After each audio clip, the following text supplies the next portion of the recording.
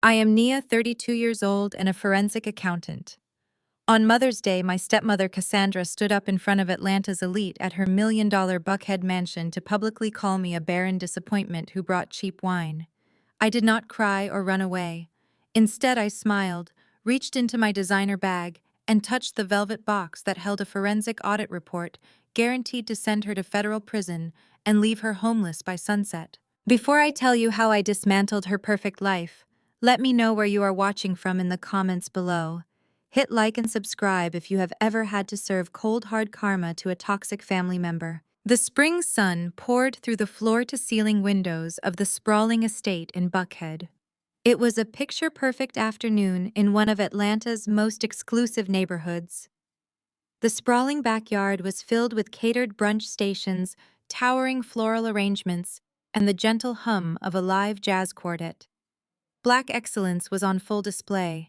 There were judges, surgeons, and politicians mingling on the manicured lawn, holding crystal flutes of imported champagne. Everyone was dressed in their Sunday best, projecting an image of flawless wealth and unity. But sitting on a plush velvet sofa in the corner of the grand living room, I knew exactly how rotten the foundation of this house truly was. I smoothed the lapels of my tailored navy power suit and took a slow sip of my sparkling water. I was an outsider in my own childhood home, a house my real mother had purchased years before the cancer took her. My father, Marcus, stood by the patio doors laughing loudly with a group of local developers. He wore a custom linen suit and the arrogant smile of a man who believed his own lies. He was a construction contractor who liked to pretend he was a real estate mogul. Beside him was his golden boy, my younger half-brother Jamal. Jamal was 28 and had never worked a hard day in his life, relying entirely on the family bank accounts to fund his luxury cars and expensive habits. Clinging to Jamal's arm was his wife, Chloe. She was a 27-year-old white realtor who constantly overstepped her bounds, using my father's connections to sell properties while treating me like the hired help. Chloe caught my eye from across the room and offered a tight, patronizing smile before whispering something in Jamal's ear that made him smirk. I just looked back at them with absolute calm. Let them enjoy their delusions for a few more minutes. The real star of the afternoon was Cassandra. At 50 years old, my stepmother looked like a reality television star. She wore a stunning emerald green gown, her hair styled to perfection, diamonds glittering on her wrists and neck. She glided through the crowd accepting compliments and gifts with practiced humility. No one here knew that 20 years ago, Cassandra was just the medical assistant hired to care for my dying mother. They did not know how she had manipulated my grieving father and married him a mere 3 months after my mother's funeral. To this crowd, she was the gracious matriarch of a highly successful family. To me, she was a parasite who had spent 2 decades making my life miserable. As the catering staff began clearing the first course, Cassandra moved to the center of the grand living room. She picked up a silver spoon and gently tapped it against her champagne flute. The clear ringing sound cut through the jazz music and the chatter. The room slowly fell silent as dozens of wealthy guests turned their attention to the hostess. Cassandra beamed, her eyes sparkling with artificial warmth. "Thank you all for coming today." Cassandra began, her voice projecting clearly across the vast room. "Mother's Day is such a beautiful time to reflect on family, on the bonds that tie us together, and on the legacy we are building. I look around this room, and I am just so overwhelmed with gratitude for the incredible community we have here in Atlanta." The guests murmured their polite agreements and raised their glasses in a silent toast. My father walked over and put a supportive arm around Cassandra's waist, kissing her cheek for the audience. "I am especially thankful for my wonderful husband, Marcus," she continued, placing her hand over his heart, "and for my beautiful son, Jamal, and my sweet daughter-in-law, Chloe, who are doing such an amazing job running the family real estate business. You make me so incredibly proud every single day." Jamal puffed out his chest and Chloe gave a modest little wave to the crowd. Then Cassandra's eyes drifted across the room and locked directly onto me.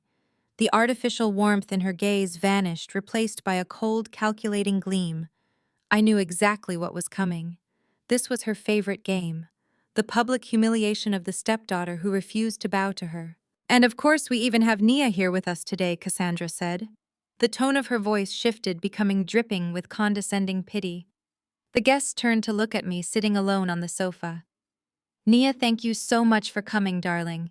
We know how hard these family events are for you. The room grew uncomfortably quiet. People shifted their weight, sensing the sudden hostility in the air. I know you have always been the difficult one in this family. Cassandra went on, her voice carrying a theatrical sigh. It must be so challenging for you being 32 years old, no husband in sight, no children to celebrate today, just entirely alone. But we still love you, even if you are a constant disappointment to your father's expectations. A few gasps rippled through the crowd. Some of the older women looked away in second-hand embarrassment. My father did not stop her. He just stood there looking mildly annoyed that I was even present to cause this disruption. Chloe covered her mouth to hide a nasty little smile. And sweetie, Cassandra added, holding up a moderately priced bottle of wine I had handed to the butler upon arrival. While we do appreciate you trying to contribute to our beautiful brunch, you really did not need to bring this cheap grocery store wine. We serve only the finest vintage here. But I suppose when you are just a simple accountant, you have to count your pennies. Do not worry, we will give this to the catering staff to take home. Laughter erupted from Jamal, echoing harshly in the tense room. Chloe giggled along with him, leaning into his shoulder. A few of my father's friends chuckled nervously, trying to follow the host's lead. Cassandra stood tall, her chin raised, looking down at me, as if I were dirt on the bottom of her expensive heels. She was waiting for me to break. She was waiting for me to cry, to yell, to run out of the house in shame, just like I used to do when I was a teenager. She wanted to prove to all these important people that I was exactly what she claimed, an unstable, bitter failure of a woman. But I was not that scared little girl anymore. I was a senior forensic accountant who spent my days dismantling money laundering rings and financial fraud for federal investigations. I did not shed a single tear. I did not flush with embarrassment. I sat perfectly still, maintaining direct eye contact with the woman who had stolen my mother's life. I slowly set my glass of sparkling water on the marble coffee table. I picked up my designer handbag from the cushion beside me and unclasped the gold hardware. My hands slipped inside, and my fingers traced the smooth velvet of the small black box I had prepared just for this occasion, the ultimate Mother's Day gift. I stood up. The movement was slow and deliberate. Around me, the polite murmurs and the soft jazz music had completely died out. Everyone was staring, waiting for the dramatic exit they had been promised. My father shifted his weight, his jaw clenching, already formulating the apology he would offer his friends for my behavior. Chloe leaned forward on the plush sofa, her phone subtly angled in her hand, practically vibrating with the hope of catching a viral meltdown on camera to share with her superficial friends. Jamal just smirked, crossing his arms, fully expecting me to run away in tears. I did not run. I smoothed the front of my tailored jacket, locked my eyes onto Cassandra, and smiled. It was not a warm smile. It was the exact expression I used when sitting across the table from a corporate embezzler right before handing their files over to federal authorities. The air in the living room seemed to drop 10 degrees. Cassandra faltered for a fraction of a second. Her perfectly sculpted eyebrows twitched. She had spent 2 decades bullying a grieving child, but today she was facing a woman who dissected complex financial crimes and dismantled money laundering rings for a living. I was not intimidated by her emerald gown or her stolen diamonds. I took a measured breath and let my voice carry through the dead silent room. You are absolutely right, Cassandra. It is Mother's Day. A day to honor the women who shaped us, who built the very foundations we stand on, and who left legacies that cannot be erased no matter how hard someone else tries to scrub them away. I took a few slow steps forward, closing the distance between the seating area and the center of the room, where she stood holding her crystal flute. The wealthy guests parted slightly, creating a clear path.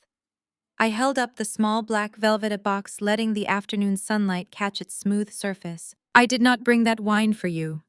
I continued, my tone conversational, pleasant, and completely lethal. I brought it for the catering staff because I actually respect the people who work for a living.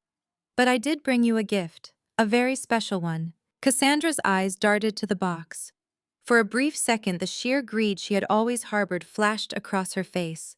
She loved expensive things. She loved being given tributes in front of an audience.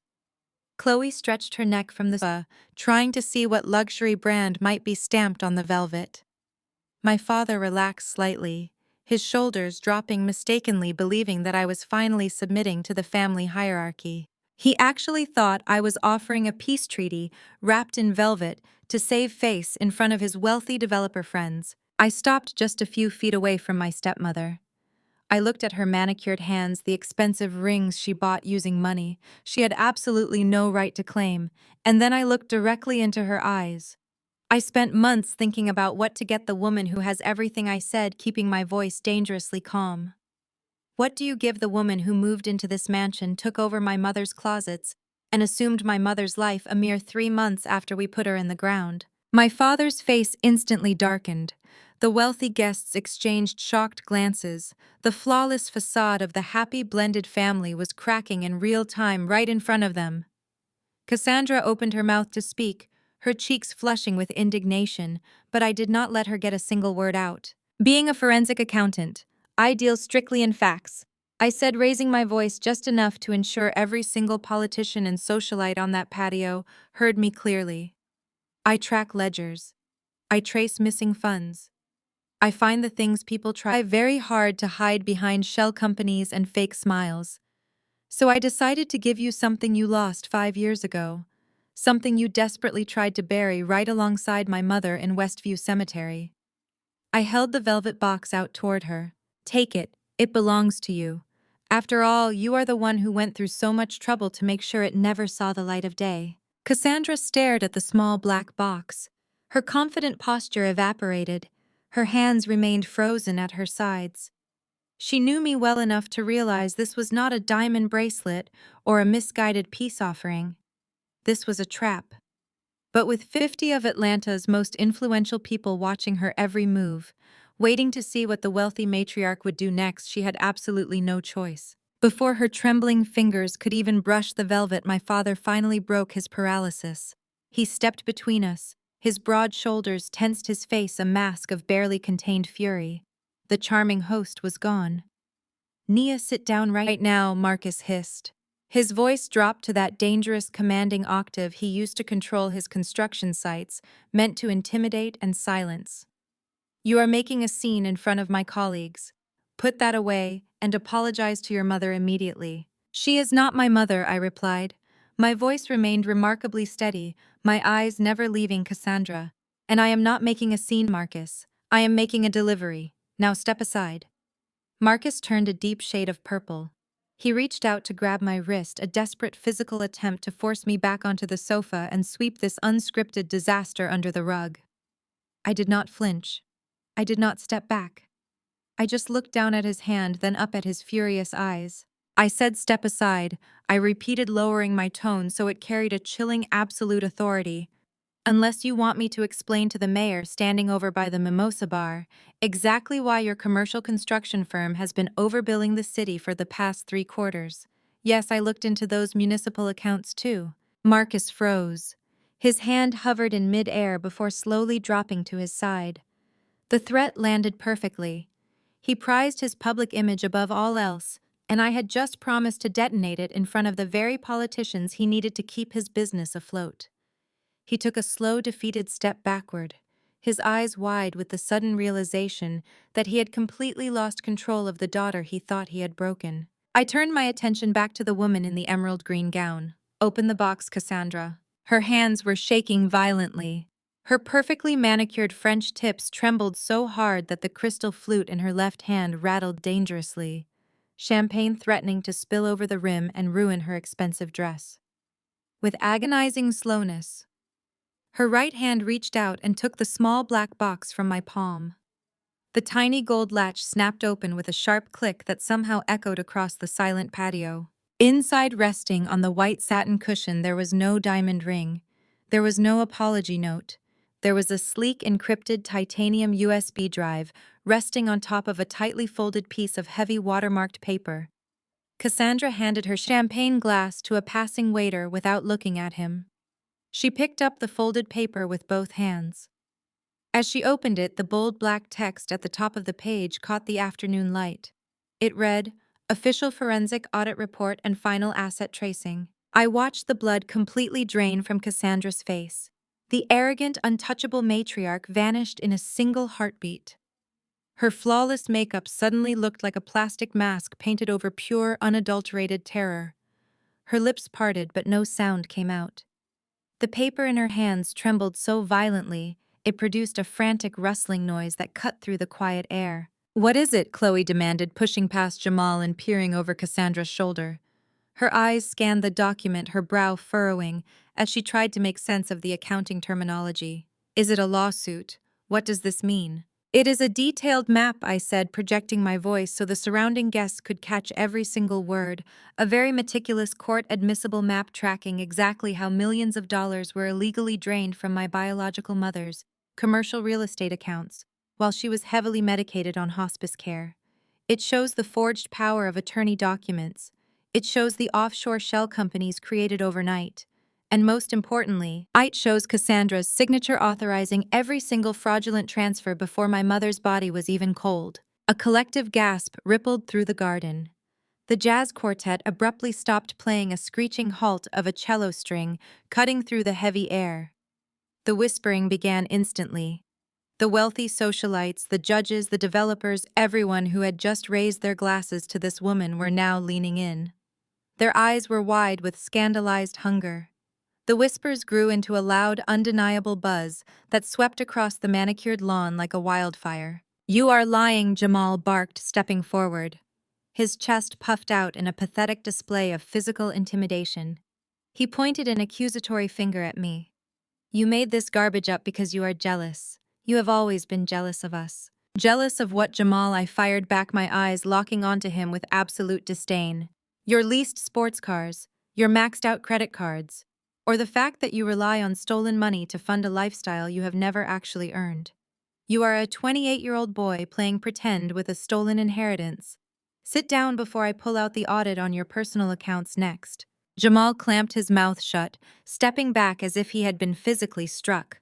Chloe stared at me, her arrogant smirk completely wiped away, replaced by the dawning realization that her lavish lifestyle was entirely built on a crime scene. Cassandra finally found her voice, though it was a desperate, breathless rasp. The commanding hostess from 5 minutes ago was entirely gone. "Nia, please. We can talk about this inside. Just you, me, and your father. We can go to the study and explain everything. It is a misunderstanding." "There is nothing to explain," I replied, taking a step back to fully absorb the picture of her crumbling empire. "You thought you buried my mother and took her kingdom. You thought you erased me from this family because I refused to be a pawn in your little game of pretend. You invited all these people here today to watch you tear me down. You told everyone I was a failure and a disappointment. But the only disappointment here is that you actually thought a forensic accountant would not follow the money." The buzzing of the crowd escalated into outright conversation. Phones were coming out. The very people Cassandra had invited to witness my humiliation were now eagerly documenting hers. Some guests were already edging toward the exits, eager to distance themselves from a massive federal crime. Others stayed rooted to the spot, captivated by the absolute destruction of Atlanta's fake royalty. The Pandora's box was officially open, and the perfect facade of the Buckhead mansion was bleeding out onto the lawn for everyone to see. I stepped away from the velvet sofa and began to pace slowly around the perimeter of the grand brunch table. Every pair of eyes in the garden tracked my movement. The heavy silence was broken only by the rhythmic clicking of my heels against the imported stone patio. I let the tension build for a moment before I spoke again, ensuring my voice carried the crisp, undeniable ring of absolute truth. "Let us take a walk down memory lane," I said, my gaze sweeping across the faces of the politicians and business moguls who had just been drinking Cassandra's champagne. Most of you know Cassandra as the elegant hostess, the charitable socialite, the woman who supposedly built this family empire alongside my father. But how many of you actually know what she was doing exactly 5 years and 3 months ago? I stopped right behind Cassandra's chair. She stiffened, refusing to turn around, her knuckles turning white as she gripped the edge of the table. She was wearing pale blue scrubs. I continued projecting my voice so it bounced off the walls of the mansion. She was not sipping vintage wine at country clubs. She was a hospice care assistant making $20 an hour. My mother, the actual architect of the family wealth, was dying of stage 4 pancreatic cancer. And Cassandra was the woman hired to change her bedpans and administer her morphine drops. Murmurs erupted again. A prominent judge sitting near the ice sculpture put his glass down, suddenly looking very uncomfortable.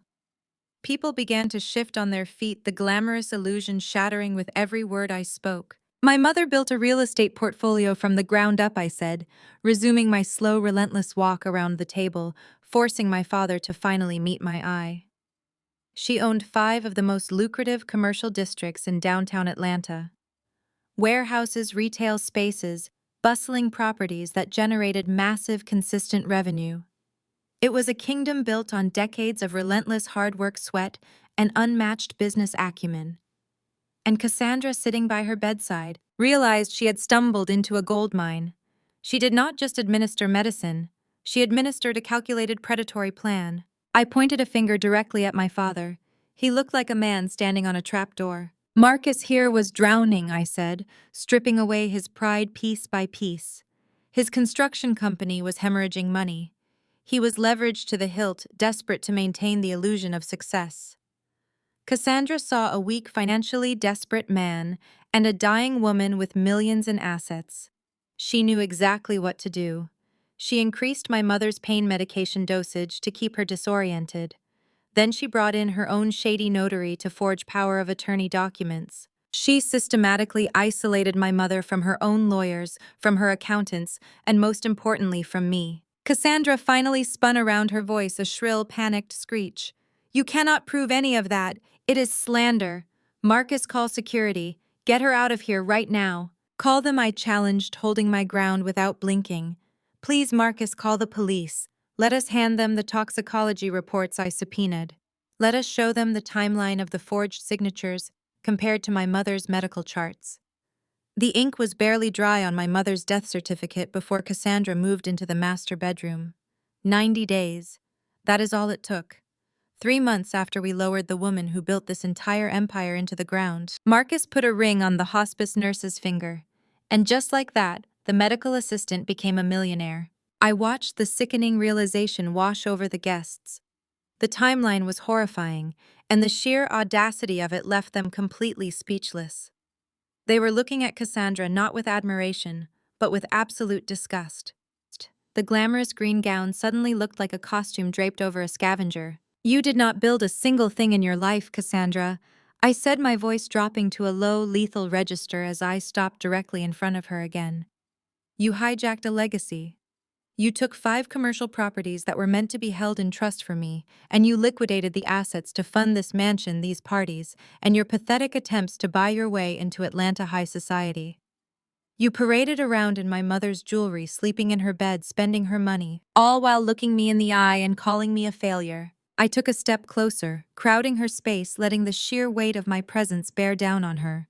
"You thought because I was grieving because I was young, that I would just walk away and let you have it. You thought I was weak.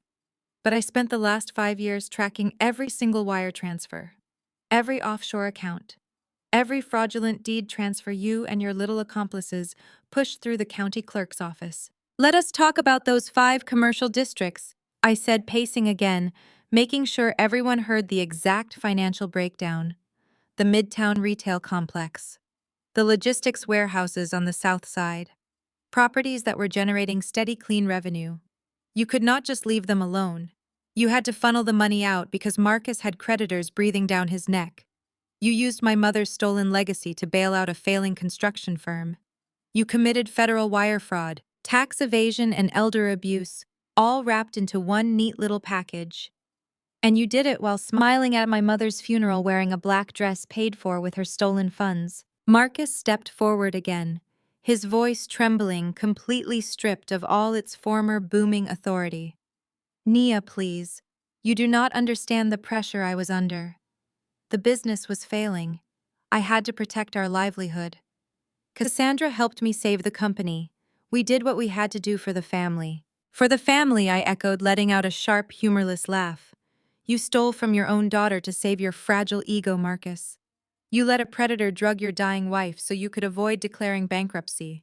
You traded your soul and your daughter for a financial bailout. And you have the nerve to stand there and call it protecting the family. You are nothing but a coward in a custom suit. Cassandra was hyperventilating now, clutching her chest, as if she could not get enough air. The guests were completely silent, trapped in the gravitational pull of the destruction happening before them. The jazz musicians had quietly packed their instruments and slipped out the back gate. The catering staff stood frozen, watching the mighty fall from grace. I watched you both. I continued, my voice echoing off the stone walls of the mansion. I watched you tear down everything my mother built.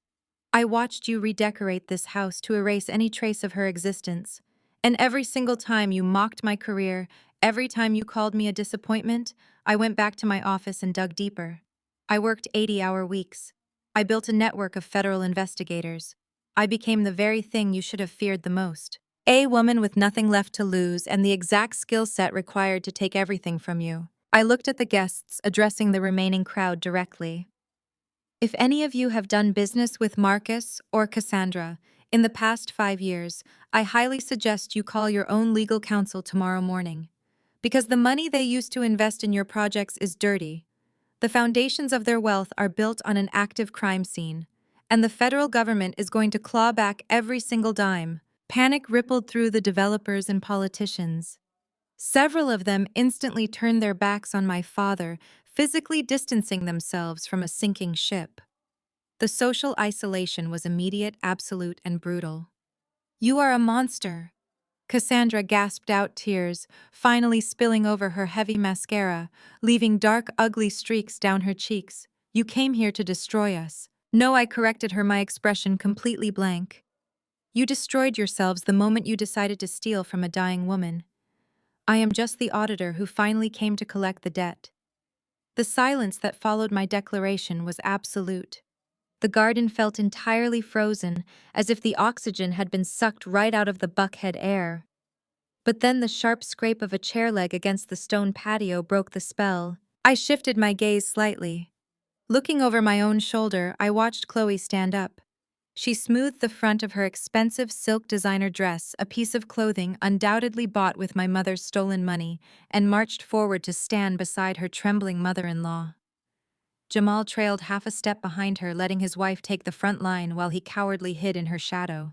Chloe tossed her blonde hair over her shoulder and glared at me with a look of absolute, unadulterated condescension. She looked at me not just as a disruptive guest, but as an inferior being who had dared to step onto her pristine lawn and ruin her perfect aesthetic. Are you quite finished with this pathetic little performance? Chloe asked, her voice dripping with the kind of entitled arrogance that only comes from someone who has never been told no in her entire life. You march in here uninvited, throwing around ridiculous accusations just to ruin a beautiful afternoon. It is honestly embarrassing, Nia. It is embarrassing for you. I slowly turned my body to fully face her. I did not say a word. I just let her talk. I let her dig the hole as deep as she possibly could. You think you can come here and intimidate us with a bunch of fake spreadsheets and loud threats? Chloe continued, gesturing dismissively toward the velvet box resting on the table. Cassandra is a saint. She stepped up and held this family together when your mother passed away. She took care of Marcus. She welcomed me into this house with open arms. And what did you do? You ran away because you could not handle the fact that the world did not revolve around you anymore. Chloe took another step forward, emboldened by my absolute silence. She planted her hands firmly on her hips, leaning in as if she were scolding a misbehaving child who had tracked mud onto her expensive imported rugs. We all know what this is really about, she sneered, her voice echoing across the courtyard, for all the lingering guests to hear. This is about pure, bitter jealousy. You are sitting in some dreary cubicle crunching numbers for a paycheck, while Jamal and I are actually out here running a massive real estate empire. We are the ones doing the real work. We are the ones networking at the country club, rubbing shoulders with the elite, and closing multi-million-dollar deals every single week. Jamal nodded vigorously behind her, finally finding a scrap of false courage. Tell her, babe, he muttered, pointing a trembling finger at me. She is just mad she got cut out of the profits. She has been hating on us since day one. Chloe smirked, her eyes gleaming with malicious satisfaction. She was entirely convinced she was winning the argument. She looked around at the guests who had not yet fled the property, playing directly to the audience, trying to spin a narrative that painted me as a deranged, jealous spinster. Your mother's properties were a mismanaged disaster before we took over, Chloe declared proudly, taking credit for an empire she had ruthlessly stolen. The commercial districts were outdated. The tenant leases were an absolute joke. It took my real estate expertise and Jamal's vision to actually modernize the portfolio. I am the licensed broker who brought real high-end investors to the table. I rebranded the entire operation from the ground up. We turned those dusty old warehouses into premium retail spaces. We built this wealth, Nia. Not you. And certainly not your dead mother. I felt a dangerous, icy calm wash over my entire body.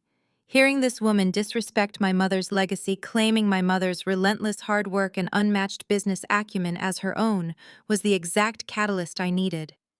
I could feel my heart beating in a slow, steady rhythm. I maintained my professional composure. I let Chloe keep spinning her web of delusion, knowing exactly what was waiting for her in my briefcase. So do not stand there and lecture us about theft. Chloe continued, her voice rising in a triumphant crescendo. Every single transaction, every deed transfer, every lease agreement has been handled perfectly under my real estate license. We are running a legitimate, highly successful corporation. You are just a sad, lonely woman who cannot stand the fact that your little brother and his beautiful wife are wildly successful, while you have absolutely nothing to show for your miserable life. She crossed her arms, giving me a look of profound pity that made my stomach churn. She was playing the role of the superior educated businesswoman who was graciously dealing with an erratic relative. You can try to scare Cassandra and Marcus with your little accounting tricks, Chloe concluded, shaking her head slowly. But you do not scare me. I know the law. I know commercial real estate inside and out. And I know for an absolute fact that you have absolutely no legal ground to stand on. So I suggest you pick up your little velvet box, walk out the front gate, and go back to your empty apartment before I call the police and have you arrested for trespassing and harassment. Chloe let out a heavy huff of breath, looking around the patio as if expecting a round of applause for her brilliant defense. She truly believed she had just put me in my place.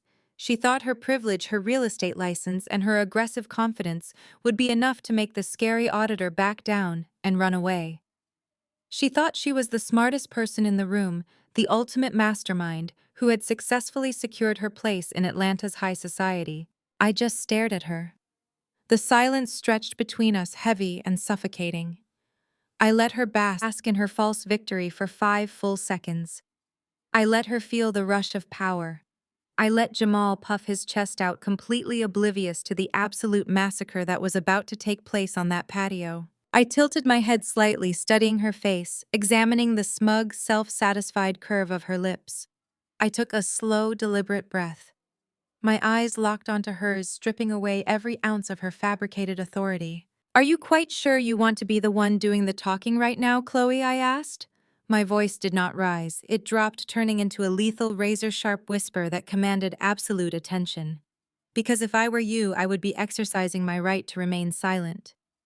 But since you decided to stand up and proudly claim responsibility for the rebranding and the management of those properties, let us examine exactly what your supposed expertise entails. I took a slow, deliberate step toward her. Chloe held her ground for a fraction of a second before her instincts betrayed her, and she took a tiny, involuntary step backward. You claim you modernized the portfolio. I continued, my words cutting through the garden like shards of glass. You claim you brought in high-end investors and executed multi-million-dollar deals. Let me tell you what my forensic software found when I ran the tax identification numbers of your premium investors. They do not exist. You did not secure luxury retail tenants. You created 23 phantom limited liability companies registered to a single virtual mailbox in Delaware. Chloe's jaw tightened, but a flicker of genuine panic darted across her eyes. She opened her mouth to interrupt, but I did not give her a single inch of breathing room. A legitimate real estate broker analyzes market value. I said, maintaining a relentless, steady rhythm. A legitimate broker ensures clean title transfers and operates within the bounds of fiduciary duty. You, on the other hand, orchestrated a fire sale of prime Atlanta commercial real estate. You arranged for my mother's most profitable properties to be sold to your own shell companies at 40% below market value. You appraised the Midtown retail complex yourself, deliberately undervaluing the asset, so Cassandra could authorize the transfer without triggering an automatic federal tax audit. I kept my eyes locked onto hers, watching the false bravado drain from her face. You thought you were being incredibly clever, I told her. You thought shuffling the deeds through 3 different holding companies would wash the scent off the money. You thought layering the transactions with dummy corporate officers would insulate you from the fallout. But you made the classic mistake of every arrogant amateur who thinks they can outsmart a forensic auditor. You left a digital paper trail a mile wide, and you tied every single fraudulent transaction directly to your own real estate brokerage account to collect the commission. That is a lie, Chloe stammered. Though her voice had lost all of its previous volume and confidence, I followed all standard procedures. My broker approved every listing. Your broker is currently cooperating with federal authorities to secure an immunity deal. I fired back instantly. He threw you under the bus the second the investigators showed him the heavily redacted escrow accounts. He knows exactly what you did, Chloe. And more importantly, the state knows what you did. I let that sink in. The silence on the patio was deafening. Even Jamal had completely stopped moving, staring at his wife with a look of dawning horror. Let us talk about your real estate license, I said, my tone dripping with absolute disdain. That little piece of paper you love to wave around at the country club. The credential you think separates you from the people who actually work for a living. Do you have any idea how the Georgia Real Estate Commission handles brokers who facilitate the fraudulent transfer of assets from a medically incapacitated owner? Chloe swallowed hard. Her throat bobbed and she looked desperately toward Cassandra for backup, but Cassandra was staring at the ground, hyperventilating. Title 43, Chapter 40 of the Georgia Code. I recited effortlessly, letting my professional expertise completely crush her amateur hour schemes. You are not just looking at a simple license suspension, Chloe. The moment I handed over the ledger showing your commission kickbacks, the commission opened a full-scale investigation into every single property you have touched in the last 4 years. Your license is currently under active investigation, and the board has already drafted the revocation order. No, Chloe whispered, shaking her head. Her perfectly styled blonde hair fell across her face, making her look disheveled and frantic. No, they cannot do that. I am a top producer. I have lawyers. Your lawyers are going to drop you the moment they see the discovery file, I assured her. Because the commission did not just stop at a license revocation. When they realized your little rebranding project involved funneling stolen assets across state lines to avoid capital gains taxes, they handed their entire file directly over to the district attorney. You crossed the line from poor ethical judgment straight into federal wire fraud and money laundering. I watched her breathe in shallow, rapid gasps. The reality of her situation was finally crashing down on her. She had built her entire identity on being the successful, wealthy, untouchable real estate broker who had married into a rich black family. She had loved looking down on me, the biological daughter, because she thought she had outsmarted the system. You walked into this family and saw a gold mine, I told her, my voice echoing with righteous anger. You saw my father, a man so desperate to project wealth, he would ignore the crimes happening under his own roof. You saw Cassandra, a woman greedy enough to sign anything you put in front of her as long as it funded her shopping sprees. And you thought you were the mastermind. You thought your privilege and a shiny real estate badge made you untouchable in this city. I took one final dominant step forward, forcing her to look up at me. You called me a sad, lonely woman who crunches numbers for a paycheck, I said, throwing her earlier insult right back in her face. Well, those numbers just indicted you. You wanted to play in the big leagues of commercial real estate. You wanted to act like a mogul. Now you get to face the consequences like one. The investigation is active, Chloe. The subpoenas have already been drafted. Your entire career is over and your freedom is hanging by a very thin, very fragile thread. Chloe stumbled backward, her designer heels catching on the uneven edge of the stone patio. She grabbed Jamal's arm to steady herself, but Jamal instinctively pulled away, treating his wife like she was suddenly radioactive. The isolation was immediate. The wealthy guests who had been admiring her success just 20 minutes ago were now staring at her with unabashed disgust. She was no longer the golden daughter-in-law. She was a liability, a criminal suspect, and a woman who had just been publicly decimated by the very person she had tried to humiliate. For a full 10 seconds, the entire estate was completely motionless. Not a single person spoke. Not a single crystal glass clinked. The warm Atlanta breeze seemed to die down, leaving the world entirely still. I stood perfectly motionless, anchoring my feet to the stone patio, letting the absolute silence press down on Chloe until the weight of her own guilt threatened to snap her in half. I did not blink. I just watched her unravel. Then, with agonizing slowness, I unzipped the side compartment of my leather portfolio. The crisp, sharp sound of the metal zipper echoed like a gunshot across the quiet garden. I reached inside and withdrew a thick stack of legal documents bound by a heavy black clip. I did not toss them. I did not wave them around. I held them up with the utmost care, letting the bright afternoon sun illuminate the bright blue notary stamps pressed onto the heavy white paper. "Let us talk about October 14th, 4 years ago," I said, resuming my slow, deliberate pace around the patio. My voice was calm, conversational, yet laced with a toxicity that made the remaining guests hold their breath. It was a Tuesday. A rather rainy Tuesday, if my memory serves me correctly. I stopped directly in front of Chloe. She looked like she wanted the earth to open up and swallow her whole. Her hands were shaking so badly that she had to clutch her designer clutch against her stomach just to hide the tremors. On that specific Tuesday, I continued holding up the first document. A warranty deed was filed with the Fulton County Clerk's Office. It authorized the transfer of the West Side Logistics Hub, the absolute crown jewel of my mother's commercial portfolio, to a newly minted company called Peachtree Holdings LLC, a company that, according to the state registry, had been incorporated exactly 24 hours prior to this massive transaction. I looked down at the paper, then back up to her terrified eyes. "And right here on the broker authorization line is your signature, Chloe, in crisp black ink." Chloe swallowed hard. Her face had drained of all color, leaving her looking sickly and pale.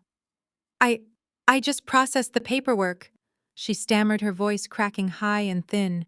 It sounded like the whine of a cornered animal. "Cassandra gave me the file. She said it was a standard internal transfer for tax purposes. I did not know." "You did not know," I repeated, tilting my head slightly, as if considering her pathetic excuse. "You are a licensed real estate professional, handling a multi-million-dollar commercial asset transfer, and you expect the federal government to believe you simply did not know. But let us pretend for a moment that you were just dangerously incompetent instead of criminally malicious. Let us pretend you just blindly signed whatever Cassandra put in front of you." I flipped to the second page of the document stack, revealing a highly detailed medical chart. "That excuse might have saved you from prison," I said, my voice dropping to a lethal whisper. "If it were not for the seller's signature on page 4. The signature you personally notarized, using a stamp you borrowed from a paralegal in your brokerage firm." Chloe's eyes widened in sheer panic.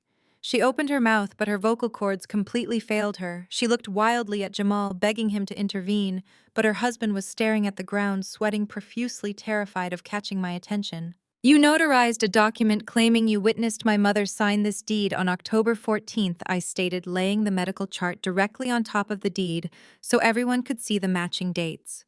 "But here's the problem with your timeline, Chloe. According to these subpoenaed hospice records from Emory University Hospital, on October 14th, my mother was in a medically induced coma. Her organs were shutting down. She lacked all basic motor function." I took a step closer, invading her personal space, forcing her to look at the undeniable proof of her felony. "It was physically, medically, and biologically impossible for my mother to hold a pen," I said, pronouncing every single syllable with crushing clarity. "Let alone sign a legally binding commercial real estate transfer with the flawless, sweeping, perfectly steady cursive you placed on this line." I held the paper out to her. She refused to take it, her hands glued to her sides.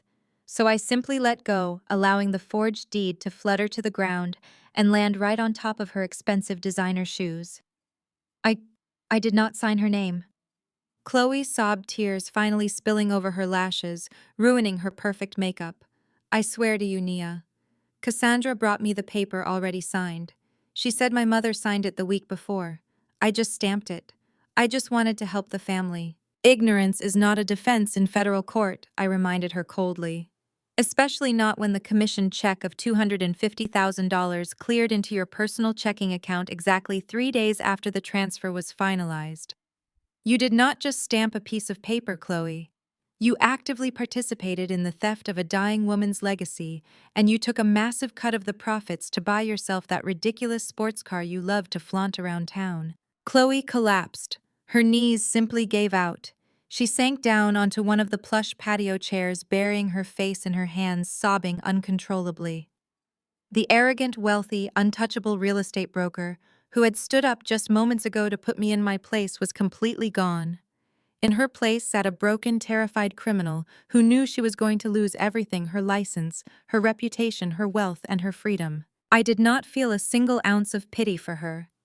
She had willingly stepped into my mother's house, slept under a roof paid for with stolen money, and looked me in the eye for years with absolute disdain. She had made her bed with thieves, and now she was going to burn with them. I stepped over the documents scattered on the stone floor, completely dismissing her existence. Chloe was done. She was neutralized, removed from the battlefield entirely. She would not speak another word of defiance for the rest of the afternoon. I turned my attention away from the sobbing mess in the patio chair and slowly shifted my gaze. I looked past Cassandra, who was still hyperventilating near the head of the table, and locked my eyes onto the one person who had been trying to hide this entire time. My little brother Jamal. The golden boy. The pampered prince who had stood by and laughed while his wife and his stepmother stripped my inheritance down to the studs.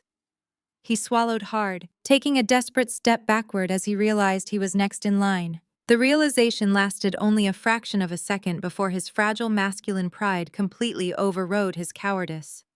He looked down at his wife, who was currently reduced to a weeping puddle on the patio furniture, and then he looked at the whispering crowd of Atlanta elites. The politicians, the developers, and the socialites who usually patted his back and called him a young mogul were now staring at him with absolute disgust. The intense pressure snapped something fundamental inside his pampered brain. He could not stand there and be exposed as a fraud in front of the very people he had spent years trying to impress. He lunged. It was not a calculated or strategic move.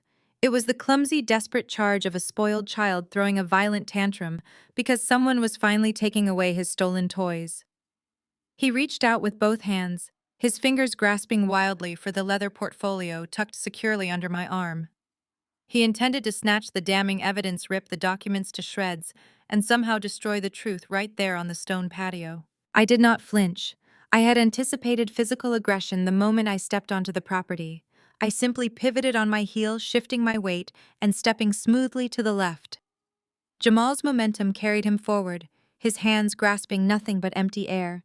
He stumbled awkwardly, his expensive loafers skidding on the smooth stone, and he nearly crashed headfirst into the catering table before catching himself against a massive ice sculpture. The sculpture wobbled dangerously, sending a shower of melting ice water onto his custom-tailored linen suit. "I highly suggest you think very carefully about your next movement, Jamal," I said. My voice sliced through the chaotic murmurs of the crowd like a surgical scalpel. Attempted destruction of evidence is a federal offense, and laying a single finger on me constitutes assault and battery. I already have you dead to rights on massive financial crimes. Do not add violent felonies to your rapidly growing list of indictments. He spun around his chest, heaving, his face contorted with unadulterated rage. He pointed a shaking, aggressive finger at me, trying desperately to muster the booming, intimidating authority our father used to command. Instead, he just sounded like a panicked, cornered boy. "Give me those files," Nia, Jamal shouted, taking another threatening step in my direction. "You are making a massive mistake. You cannot just march into my house, threaten my wife, and spout these insane lies. Give me the papers right now before I make you regret ever showing your face here." "Your house!" I repeated, letting out a sharp, mocking laugh that echoed across the tense garden. "You honestly believe this is your house? You really have convinced yourself that you are the king of this little castle, have you not?" Let us talk about your kingdom, little brother. Let us talk about the vast real estate empire you supposedly run with such brilliant expertise. Marcus stepped forward, raising his hands in a frantic attempt to stop the collision. Jamal, stand down, Marcus barked, his voice laced with genuine panic. Do not touch her. Let me handle this. But Jamal was too far gone, blinded by his own shattered ego. He shoved our father's arm away, refusing to stand down. I am the vice president of acquisitions, Jamal declared, puffing his chest out and addressing the crowd as much as he was addressing me. I handle the networking. I secure the luxury investors. I earn my salary, and I will not let my bitter estranged sister ruin my reputation with a pile of fabricated spreadsheets. You do not even know what the word acquisitions means, I countered smoothly, completely unbothered by his aggressive posturing. I audited your corporate email server, Jamal. I bypassed your pathetic passwords and read every single message you have sent for the past 4 years.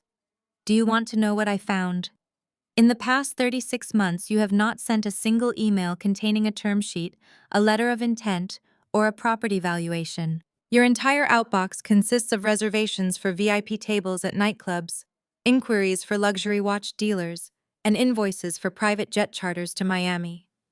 You do not acquire commercial real estate. You acquire hangovers and massive credit card debt. Jamal's face flushed a deep, mottled red. The guests began to whisper even louder, the sheer humiliation of his exposure hanging heavy in the air. While Chloe was busy forging notary stamps and Cassandra was manipulating my mother's medical charts, what exactly were your contributions to this massive criminal conspiracy? I asked, closing the distance between us until I was standing well within his personal space. I will tell you. You were the designated spender. You were the black hole where my mother's hard-earned legacy went to die. Did you really think no one would notice the sudden, inexplicable influx of cash into your personal checking accounts? Did you honestly think the IRS just ignores a 28-year-old with no legitimate W-2 income suddenly purchasing a Lamborghini outright in cash? I bought that car with my consulting bonuses, Jamal stammered. Though his voice lacked any real conviction, he was rapidly running out of lies to tell. You paid yourself a consulting fee of $400,000 last year from the operating budget of the Midtown retail complex, I stated, quoting the exact numbers from memory, letting the precision of my audit completely crush his defense. A property you have not visited a single time in over 3 years. I pulled the security logs for the building, Jamal. Your keycard has not swiped into that facility since the day you and Chloe stole the deed from my mother's trust. I'll build a stolen company for phantom consulting hours, just so you could buy a sports car and pretend to be a self-made millionaire on social media. He took another aggressive step forward, his fists balled tightly at his sides. The veins in his neck were bulging. He was utterly humiliated, stripped of the fake mogul persona he had painstakingly crafted for his country club friends. Shut your mouth! He spat, his voice dropping to a guttural growl as he leaned down, trying to use his height to intimidate me. You do not know anything about me. You are just a bitter, lonely woman who could not cut it in this family, so you ran away. And now you come back trying to act tough. I am not afraid of your fake documents or your empty threats. I will throw you out of this gate myself. He raised his arm, preparing to grab my shoulder and physically force me off the patio. The crowd gasped. Chloe shrieked his name, suddenly terrified that her husband was about to commit assault in front of 50 witnesses. Marcus lunged forward again, shouting for Jamal to stop, but he was too slow to intervene. I did not retreat. I raised my chin, locking my gaze directly onto his frantic, bloodshot eyes, and I did not yield a single inch of ground. Try it. I dared him, my voice, devoid of any emotion, cold and impenetrable as steel. Take one more step toward me. Jamal, raise your hand, touch my jacket. Give me the exact excuse I need to call the Fulton County Police Department and have you dragged out of this garden in handcuffs in front of every single one of your wealthy friends. Go ahead. Show everyone here exactly what kind of man you are when your stolen money cannot protect you. Jamal froze. His hand hovered just inches from my shoulder, trembling with impotent rage. He looked at my face, searching for any sign of fear, any hint that I was bluffing. He found absolutely nothing. I was a brick wall, and he was finally realizing that he did not have the strength or the intelligence to break me down. You watched Cassandra and Chloe do all the dirty work, I continued. My voice dropping lower meant only for him and the immediate circle of people standing nearby. You let your own wife risk federal prison to funnel money into your joint accounts because you were too incompetent to actually run a business yourself. You claim to be this powerful man, the golden child, who was supposed to carry on the family name, but you are nothing but a dependent. You are a parasite feeding off the crimes of the women around you. You are weak, Jamal. You always have been. The truth hit him like a physical blow. He slowly lowered his arm, his fingers uncurling. The aggressive energy completely drained out of his body, leaving him looking hollow and defeated. He glanced around the patio, seeking support from his father, from his friends, from anyone who would validate his existence. But the guests were looking at him with pity and scorn. They saw him exactly for what he was: a spoiled, complicit child who had happily lived off the proceeds of his dying stepmother's stolen estate. Jamal stumbled backward, mirroring the exact same retreat Chloe had made just moments prior. He bumped into a chair and practically collapsed against it, completely immobilized by the reality of his impending destruction. I watched him fold into himself, entirely neutralized, before I slowly adjusted the lapels of my suit and turned my attention away from the broken boy. Two down. The accomplices were handled. Now it was time to address the true architects of this tragedy. With Jamal broken against the patio chair, I turned my attention away from the collateral damage. I smoothed the front of my tailored jacket, my movements fluid and measured, and stepped around the shattered remnants of my brother's dignity. My gaze locked entirely onto Cassandra. She was no longer hyperventilating or putting on a theatrical display of victimhood. Instead, she was staring at me with the cornered, desperate look of a predator that suddenly realized it was the prey. "You really thought you were a ghost," I said. My voice was no longer a shout.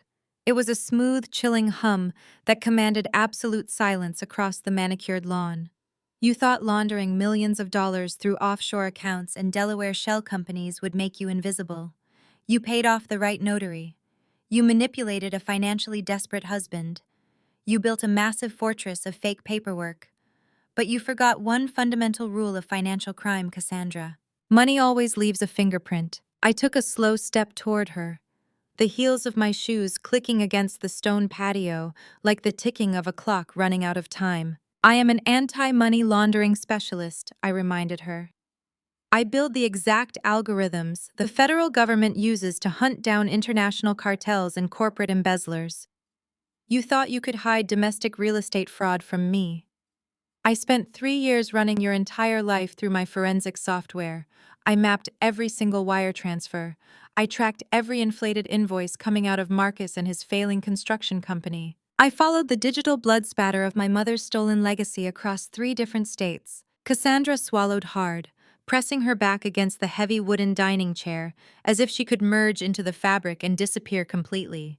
"But digital trails only tell half the story." I continued, maintaining a relentless, steady rhythm. "They show the theft, but they do not capture the malice. For that, I needed to find the physical anchor. And you made one fatal, arrogant mistake. You missed a recurring automated payment of $75 a month, buried deep within a forgotten subsidiary account my mother managed before she got sick." I paused, letting the specific dollar amount hang in the heavy afternoon air. I watched Cassandra's eyes dart back and forth as she desperately tried to calculate what that minor fee could possibly represent in her web of million-dollar crimes. "It was a maintenance fee," I clarified, my voice slicing right through her rising panic, "for a private, high-security safe deposit box at a boutique wealth management bank in Midtown Atlanta. A box registered solely under my mother's maiden name. A box you never knew existed because my mother opened it 2 weeks after you were hired to be her hospice nurse." Marcus suddenly stepped forward, his face draining of all color. "A safe deposit box. What are you talking about, Nia?" I kept my eyes pinned entirely on Cassandra, refusing to acknowledge him. My mother was dying, but she was not stupid. And she certainly was not naive. She built a commercial empire in a city that constantly told Black women to settle for less. She knew exactly what kind of scavenger had crawled into her home. I reached into the inner pocket of my suit jacket and withdrew a small, heavy brass key. I held it up between my thumb and forefinger, letting the bright Georgia sunlight catch the intricate grooves of the cold metal. I walked into that midtown bank last month, I said, recounting the moment with razor-sharp clarity. I presented my federal credentials and my mother's original death certificate. The bank manager escorted me into a private underground vault that smelled of polished mahogany and old money. When I slid this key into box number 412, I expected to find offshore account numbers or hidden stock certificates.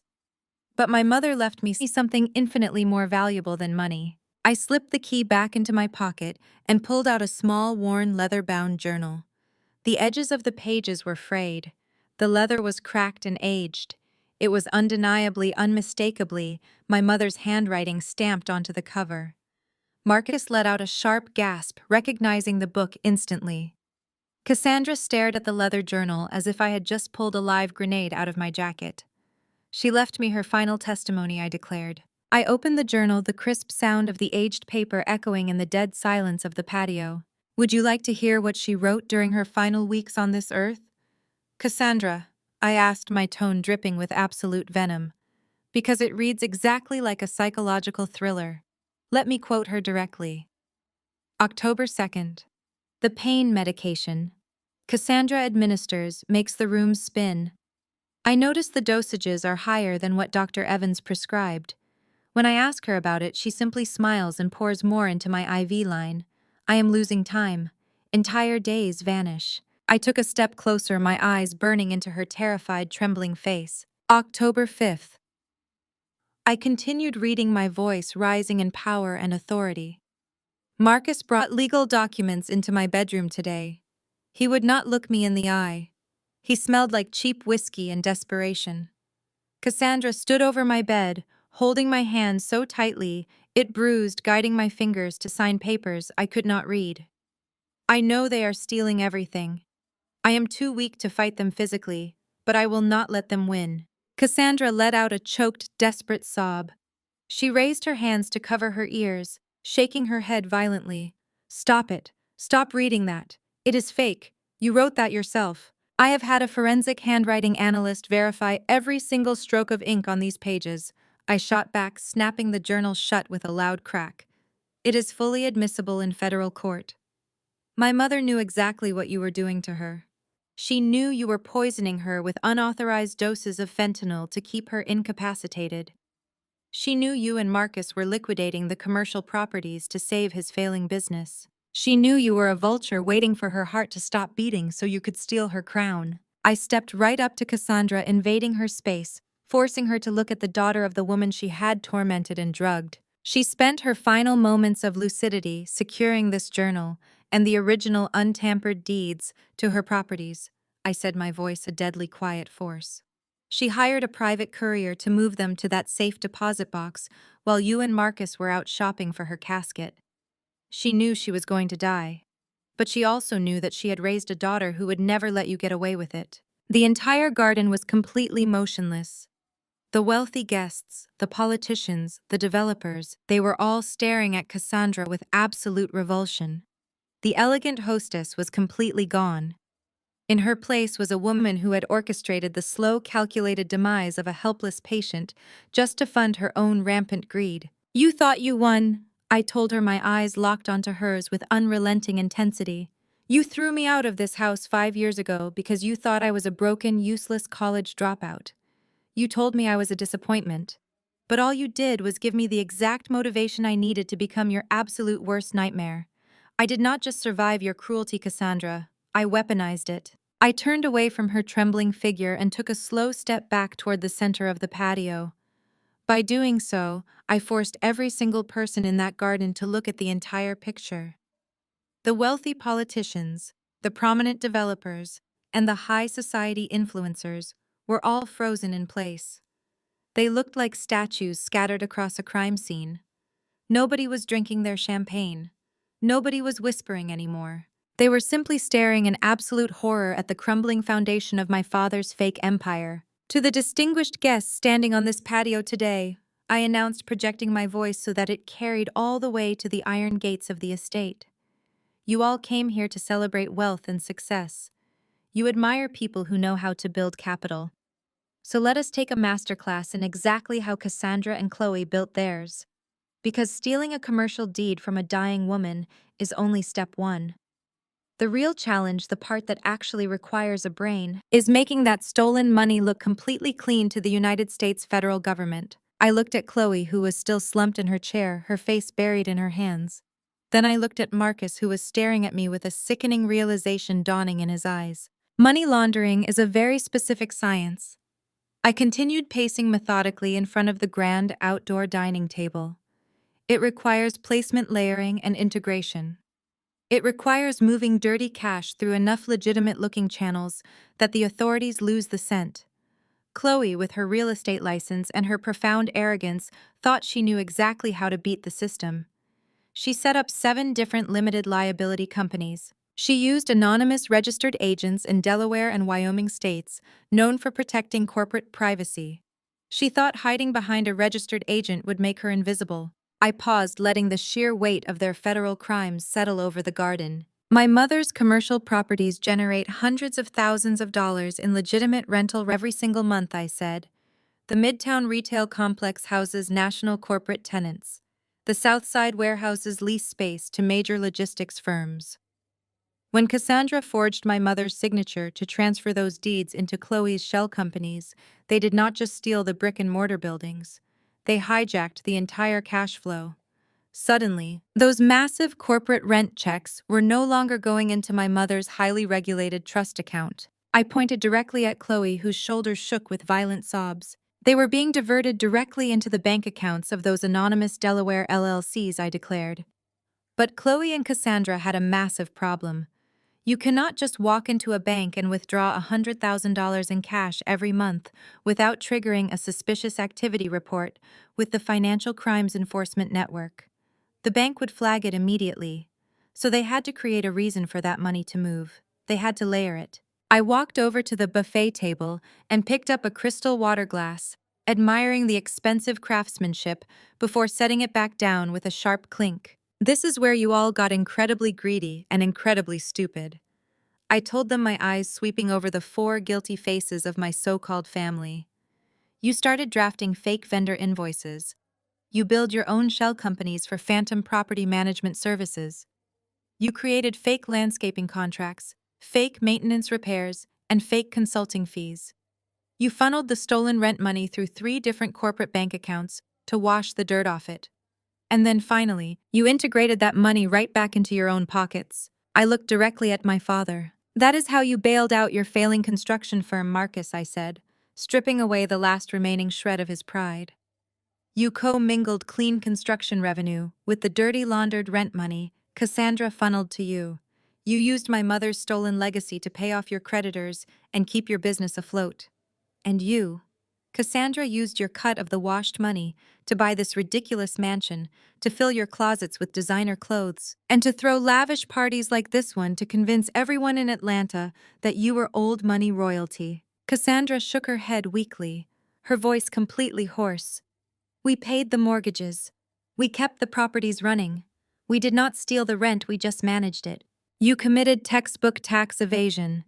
I fired back instantly, crushing her pathetic defense before anyone could even process it. When you diverted that commercial rental income into your shell companies, you deliberately bypassed the Internal Revenue Service. You claimed those fake property management invoices as deductible business expenses. You failed to issue standard tax forms to your phantom vendors. You generated millions of dollars in capital gains and rental revenue, and you intentionally hid every single dime of it from the federal government to avoid paying taxes. The word taxes hit the garden like a bomb. The wealthy developers and business owners standing around the patio physically recoiled. In the United States, you can manipulate a lot of things, but you do not ever mess with the IRS. You pierced your own corporate veil, I explained, my tone clinical and relentless. You used those Delaware LLCs as your personal piggy banks. You bought Jamal's sports car directly from a corporate operating account. You paid for Chloe's luxury vacations using commercial property maintenance funds. The moment you mixed personal expenses with corporate revenue, you destroyed any legal protection those shell companies offered you. You handed the federal prosecutors a perfectly wrapped gift, I watched my father stagger slightly, putting a hand on the back of a chair to steady himself. He understood business law. He knew exactly what piercing the corporate veil meant. He knew that the personal assets they thought they had secured were now entirely exposed to federal seizure. I spent the last 18 months compiling a 500-page forensic audit of your entire money laundering network, I announced, ensuring my voice reached every corner of the property. I tracked every fake invoice. I matched the IP addresses used to authorize the wire transfers directly to the router inside this very house. I have the digital signature stamps, the bank routing numbers, and the corresponding tax fraud files neatly organized and cross-referenced. The guests were completely mesmerized by the absolute destruction unfolding in front of them. The sheer scale of the financial crimes was staggering.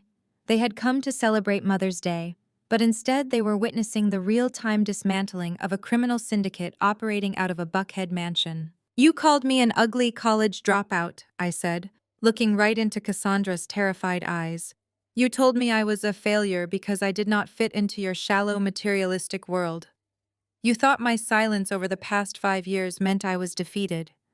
But my silence was just the time it took to build an airtight, federally compliant case against every single one of you. I did not drop out of life. I acquired the exact professional credentials required to lock you in a federal penitentiary for the rest of your natural life."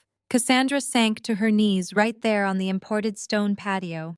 Her emerald green gown pooled around her as she collapsed under the crushing weight of her inescapable reality. She was not just losing her wealth. She was losing her freedom, her status, and her entire identity. I stood tall in the center of the patio, surrounded by the wreckage of their arrogance. The wide view of the garden captured the perfect poetic justice of the moment. The elite guests standing in stunned silence.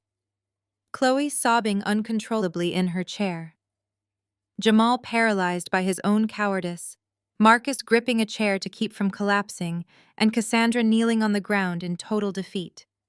They had spent decades building a fortress of lies, and I had just torn it down to the studs without breaking a single sweat. I let my gaze sweep slowly across the patio, watching the ripple effect of my words wash over the crowd. The absolute silence that had gripped the garden finally broke, replaced by a low, frantic hum that sounded like a disturbed hornet's nest.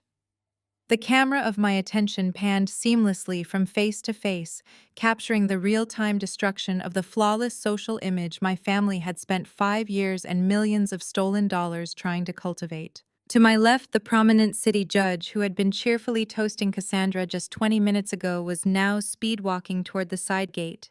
He did not even bother to say goodbye. He simply handed his half-full champagne flute to a bewildered waiter, tapped his security detail on the shoulder, and marched off the property as if the grass itself were contagious. A man in his position could not afford to be photographed within 100 yards of a confessed federal money laundering operation, let alone one involving elder abuse. To my right, the group of wealthy commercial developers who had been laughing at my father's jokes were rapidly backing away. They were practically tripping over each other to put physical distance between themselves and Marcus. One of them, a man who had recently partnered with my father's construction firm on a massive downtown high-rise, already had his phone pressed tightly to his ear. I could hear his panicked, hushed voice demanding that his corporate legal team freeze all joint escrow accounts immediately. Loyalty in this tier of Atlanta high society extended exactly as far as the profit margins. The moment federal indictments were mentioned, Marcus went from being a respected mogul to an absolute pariah. But it was the socialites, Cassandra's so-called inner circle, who delivered the most brutal judgment of all. I watched the panning scene unfold among the women in their custom silk dresses and wide-brimmed hats. These were the exact same women who had giggled behind their manicured hands when Cassandra mocked me for bringing cheap wine. Now those manicured hands were flying across their smartphone screens. The tapping of acrylic nails against glass displays sounded like rain hitting a tin roof. They were texting furiously. The Buckhead Gossip Network had been fully activated, and the true story of Cassandra's wealth was being broadcasted to every country club, beauty salon, and charity board in the state of Georgia. I saw one woman, someone Cassandra frequently hosted for private tennis matches, lean into her husband's shoulder and whisper entirely too loud, "I knew they could not afford this property. A hospice nurse. How utterly repulsive. The whispered judgments cut through the warm air, sharp and unforgiving. The beautiful floral centerpieces and the towering ice sculptures suddenly looked incredibly cheap, like props on a fraudulent movie set. The luxurious facade had been violently ripped away, exposing the rot underneath. Cassandra looked up from her position on her knees. Her emerald green gown was stained with spilled water from the patio stones, and her expensive mascara ran in dark, jagged lines down her face. She reached a trembling hand out toward the women she considered her closest friends, her eyes silently begging for a shred of sympathy, for someone to step forward and tell her it would be all right. Instead, the women physically recoiled. One of them literally pulled her designer handbag closer to her chest as if she thought Cassandra might try to steal it right there in the garden. Another turned her back entirely, refusing to even make eye contact. The social execution was absolute. In their world, going bankrupt was an unfortunate tragedy, but getting caught stealing a dying black female entrepreneur's legacy to fund a fake lifestyle was an unforgivable, sickening sin. The public humiliation had completely reversed its trajectory. Cassandra had brought me here to serve as the sacrificial lamb for her Mother's Day performance. She had wanted to elevate her own status by standing on my neck. Now the heavy heel of high society was stepping directly onto hers. I watched Marcus absorb the sheer magnitude of his social death. His broad shoulders caved inward, the arrogant posture he had maintained for decades dissolved into nothing. For a man like my father, reputation was his actual lifeblood. It was oxygen. He could survive losing money, but he could not survive losing the respect of his peers. He looked at the men he golfed with, the men he drank scotch with, and he saw nothing but disgust reflected back at him. They were looking at a coward who had sold out his own blood for a financial bailout. He opened his mouth to speak, to offer some kind of defense, but his voice completely failed him. There was absolutely nothing he could say that would clean the dirt off his name. Chloe was still weeping uncontrollably in her chair, but even her tears garnered zero sympathy from the crowd. A prominent real estate broker standing near the bar looked at her with pure professional disdain, already shaking his head at the radioactive fallout her crimes would bring to their industry. Jamal stood frozen next to her, completely ignored by everyone. He was not even worth their scorn. He was just the pathetic collateral damage of a much larger conspiracy. I stood perfectly still, letting the chaotic symphony of their destruction wash over me. I did not need to raise my voice again. I did not need to hurl any more insults. The elite society they had worshipped and catered to was doing all the punishing for me. The whispers, the averted gazes, the frantic phone calls to attorneys, it was a flawless, merciless judgment. Every single lie they had ever told, to inflate their status, was now acting as an anchor, dragging them straight to the bottom of the ocean. They had built a beautiful, shining glass house on a foundation of stolen money and deceit. I had simply provided the single stone needed to shatter it into a million irreparable pieces. As the last few guests hurried toward the valet station, abandoning their half-eaten gourmet meals and their crystal champagne flutes, the patio grew incredibly sparse. The grand Mother's Day brunch had turned into a ghost town of abandoned luxury. The only people left were the caterers, who were quietly and efficiently packing up their equipment, and the five of us trapped in the center of the wreckage. The silence that settled over the remaining group was heavier than before. It was the silence of absolute, inescapable ruin. There was no more audience to perform for. There were no more rich friends to hide behind. The stage had been cleared, the lights had been cut, and they were finally forced to look directly at the reality of what they had done. I adjusted the strap of my designer handbag on my shoulder, my posture radiating the calm, unwavering authority of a woman who had just won a 5-year war. I looked down at Cassandra, who was still kneeling on the cold stone, weeping into her hands. I looked at Marcus, who was staring blankly at the empty driveway where his friends had just fled. They had absolutely nothing left to hide behind. The social armor was gone, and now, stripped of their wealthy defenders and their fake prestige, they were going to have to face the legal and financial nightmare that was waiting for them just beyond the iron gates of their stolen mansion. The heavy silence of the abandoned patio was suddenly shattered by a sharp, theatrical wail. Cassandra, still kneeling on the cold stone, shifted her tactic with the speed of a cornered rattlesnake. The sheer paralyzing terror that had gripped her just moments ago melted away, instantly replaced by a flawless, desperate performance of absolute victimhood. She knew the federal evidence I brought was insurmountable. She knew the guests were gone. But she also knew she had one single, fragile lifeline left standing right next to her. She lunged forward, her hands grasping desperately at Marcus' tailored suit pants. She buried her face against his leg, her shoulders heaving with violent manufactured sobs. "Marcus, please," Cassandra cried out, her voice cracking with the perfect amount of heartbreak. "You have to stop her. You have to make her stop doing this to us." I looked down at her from my position in the center of the patio. The physical disparity between us was striking. I stood perfectly upright, an immovable force of truth, while she groveled in the spilled water and ruined luxury of her own making. The view from up here was incredibly revealing. I could see the exact moment her tears shifted from genuine fear of federal prison to weaponized manipulation. Marcus looked down at his wife, his broad chest rising and falling heavily. He was completely shattered by the social execution he had just endured, his mind desperately searching for any possible exit hatch. Cassandra sensed that vulnerability and immediately dug her claws into it. She fabricated all of this. Cassandra wept, lifting her tear-streaked face to look at my father. Her makeup was ruined, her eyes wide and pleading. "Marcus, look at me. It is me, your wife. The woman who stood by you when this ungrateful girl ran away and abandoned us. You know how much I sacrificed for this family. You know I dedicated my entire life to taking care of your first wife when she was dying. I held her hand. I bathed her. I loved her. I did not interrupt. I simply crossed my arms and watched the masterclass in psychological manipulation unfold. It was textbook gaslighting, a strategy she had perfected over 20 years. Nia has hated me since the day I stepped foot in this house. Cassandra continued, her voice rising in a frantic, desperate pitch. She resented me for trying to be a mother to her. She resented you for finding happiness again. She is a deeply disturbed, bitter woman, Marcus. She spent the last 5 years nursing this psychotic obsession with me, and now she has hired people to forge these ridiculous bank statements and fake journals just to destroy our marriage. She has always been mentally unstable. You remember how she used to act.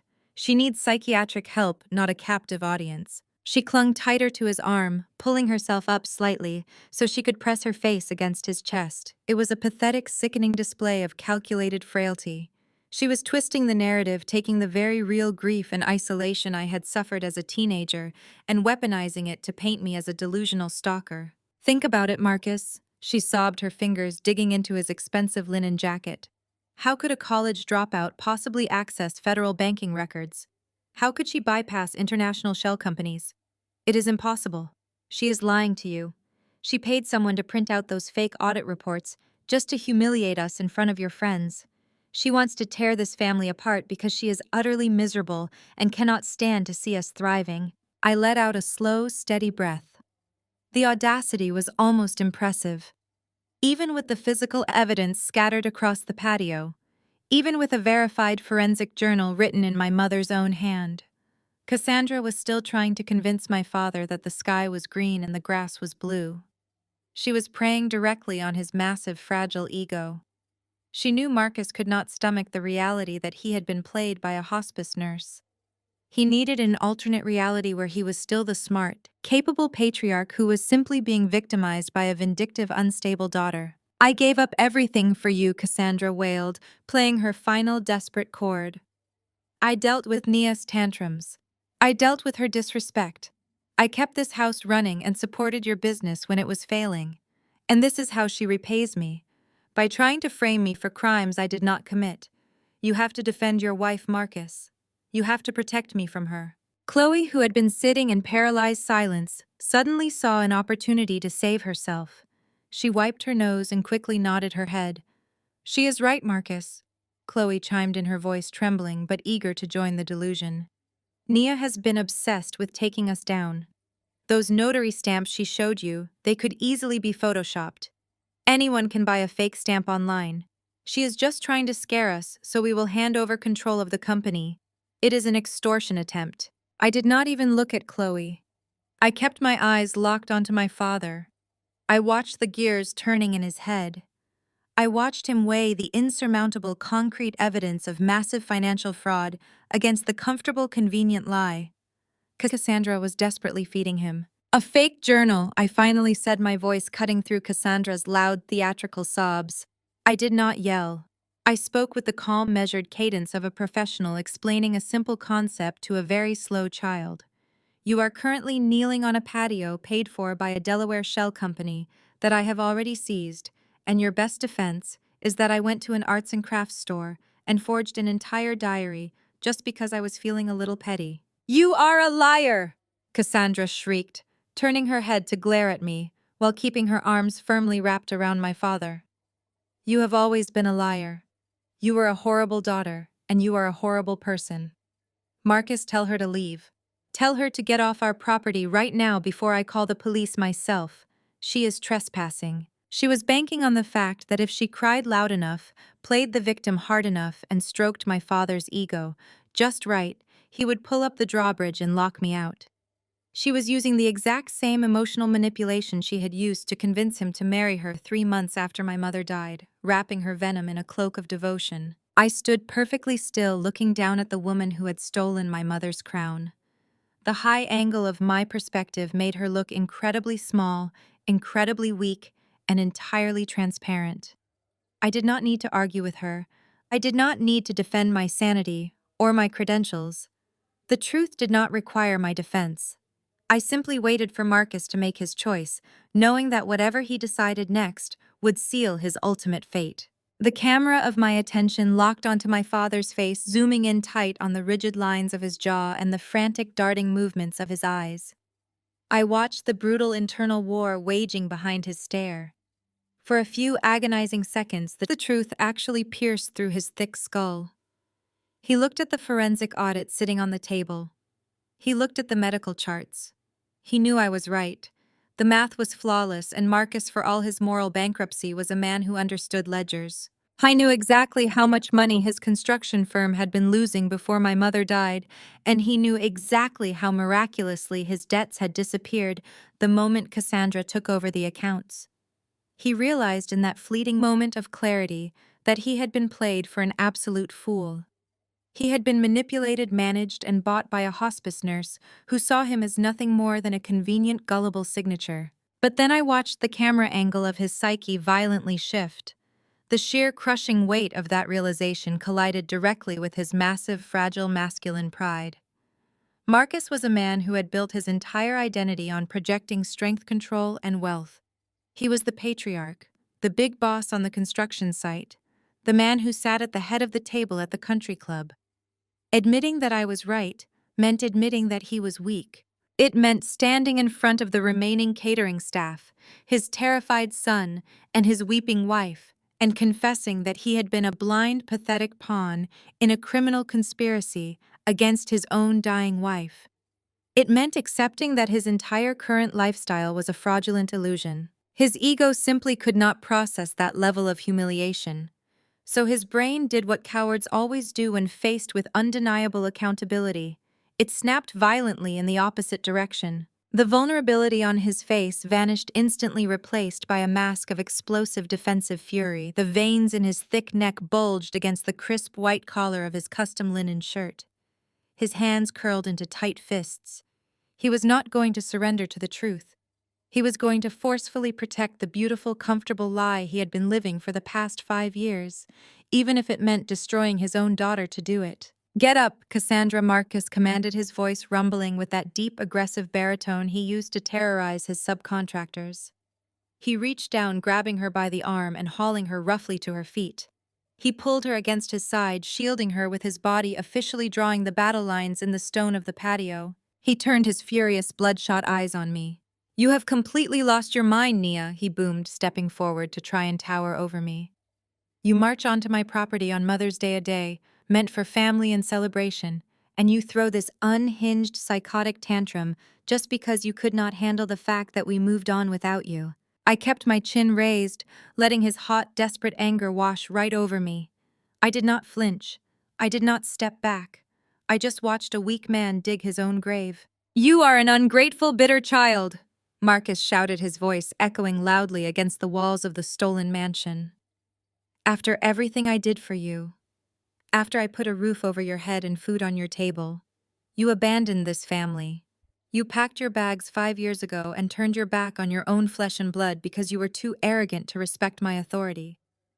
And now you come crawling back here with a briefcase full of fake documents and wild conspiracy theories, trying to tear down the woman who actually stayed and held this family together. He pointed a thick, accusatory finger right at my face. Cassandra has been 10 times the woman and 10 times the mother to you that you ever deserved. He spat, wrapping his arm tighter around Cassandra's shaking shoulders.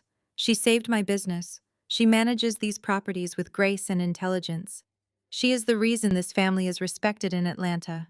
You are nothing but a jealous, miserable failure who wants to drag everyone else down into the gutter with you because you cannot stand to see us happy. Cassandra leaned into his chest, letting out a soft, dramatic whimper of gratitude, fully leaning into her role as the rescued maiden.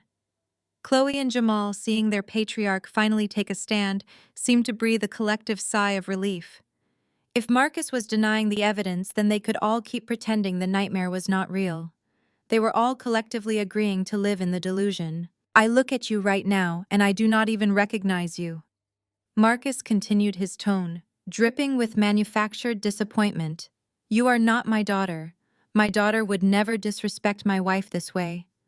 My daughter would never try to frame her own family for crimes just to get her hands on money she never worked for. You have let your greed and your jealousy completely rot your brain. He took a deep breath, puffing his chest out, trying to reclaim the ultimate authority of the property. I am not going to look at your fake papers, Nia. I am not going to listen to another word of this extortion attempt. This is my house. This is my property. I built this life, and I will not let a deranged, estranged child walk in here and disrespect my wife. He raised his arm and pointed firmly toward the sprawling iron gates at the end of the driveway. You are done here, Marcus decreed, his voice ringing with absolute finality. Pack up your little briefcase and get off my property.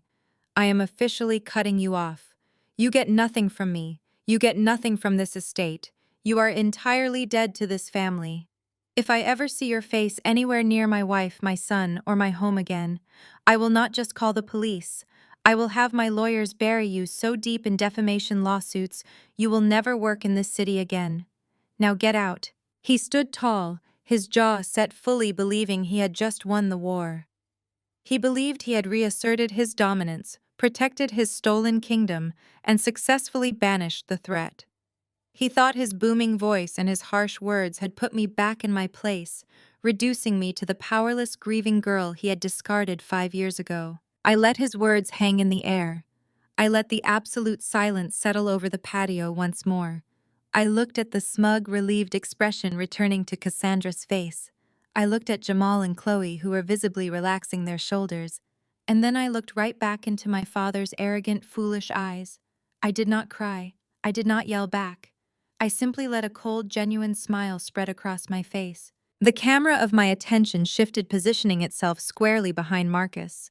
From over his broad, tense shoulder, the view framed me standing entirely alone in the center of the sprawling stone patio. He was a massive, looming figure dominating the foreground. His fists clenched rigidly at his sides, his chest heaving with the exertion of his own manufactured outrage. But despite his physical size, despite the towering brick mansion rising up behind him and the stolen wealth he was desperately trying to use as a shield, I was the one who controlled the frame. I stood there perfectly upright in my navy power suit, a solitary pillar of absolute truth, surrounded by a kingdom of lies. And I was smiling. It was not a smile of amusement. It was the terrifying, hollow smile of a woman who had just watched the last remaining thread of her childhood snap and realized she did not feel the urge to catch it. Marcus saw that smile, and it infuriated him even more. He expected tears. He expected me to break down, to plead for his affection, to revert to the devastated young girl he had thrown out onto the street 5 years ago. My total lack of surrender pushed him right over the edge. Wipe that smirk off your face, Marcus snarled. His voice vibrated with a vicious, absolute finality. He took another step forward, filling the space between us with pure hostility. You think this is a game. You think you can stand there and judge me? I built a life that people respect. This house, this property, the money in our accounts, it belongs to me and Cassandra. We are the masters of this estate. We earned every single thing we have, and I will be damned if I let an ungrateful, spiteful brat try to take it away from us just because she failed at her own life. He pointed toward the heavy iron gates at the end of the long manicured driveway. Get out right now, he commanded, his words cracking like a whip across the silent garden. I mean it, Nia. I want you off my property this second. You are no daughter of mine. You are a disease to this family. Take your fake documents, take your pathetic jealousy, and get out of my sight. And do not ever show your face here again. If you ever try to contact me or Cassandra or your brother, I will personally ensure you are locked away for harassment. You are dead to us. The words hung in the air, sharp and absolute. You are dead to us. Behind my cold, unyielding expression, a profound, agonizing fracture occurred. No amount of professional success, no amount of forensic auditing, and no amount of emotional preparation can fully shield a daughter from the devastating impact of her own father actively choosing a criminal over her. Deep down beneath the armor of the relentless investigator, I had become a tiny fractured piece of my soul, had still harbored a microscopic shred of hope. A foolish, childish hope that when faced with the undeniable black and white evidence of Cassandra's monstrous crimes against my dying mother, my father would finally wake up. I had hoped that the truth would snap him out of his delusion. I had hoped that for once in his life he would choose me. He would choose my mother's memory. He would choose what was right. But looking at him now, seeing the vicious protective way he shielded the woman who had literally drugged his first wife and robbed his daughter blind, that final foolish hope completely disintegrated. It turned to ash and blew away in the warm Atlanta breeze. Marcus was not a victim of manipulation. He was a willing, eager participant in his own corruption. He loved the illusion of wealth far more than he had ever loved me, and he loved his fragile pride infinitely more than he respected the truth. The pain of that ultimate rejection was blinding, a sharp physical ache in the center of my chest. But I did not let a single ounce of that agony reach my eyes. I swallowed the grief, burying it deep beneath layers of impenetrable professional resolve. The time for mourning the father I never really had was over. Now there was only the audit. There was only the execution of justice. My smile did not falter. In fact, it grew slightly wider, settling into a look of pure, detached, chilling acceptance. I understand perfectly, Marcus, I said. My voice was eerily calm, contrasting violently with his booming rage. It was smooth, leveled, and completely devoid of any familial warmth. You have made your choice incredibly clear. You are claiming absolute ownership of this life, this house, and this woman. You are officially staking your claim to everything standing on this property. That is right, Marcus barked, jutting his chin out, mistaking my calm acknowledgement for surrender. It is mine, all of it. I nodded slowly, maintaining that terrifying, unwavering eye contact. I want you to remember that you said that, I told him, keeping my tone perfectly conversational. I want you to remember that when the dust settles, you stood on this patio, looked me dead in the eye, and claimed full responsibility for every single asset attached to your name. You just claimed ownership of the entire sinking ship. I took a very slow, deliberate breath, shifting my weight slightly as I prepared to close the casket on our relationship entirely. You are right about one thing, though. I continued, my voice carrying a quiet, lethal authority. I am not your daughter anymore.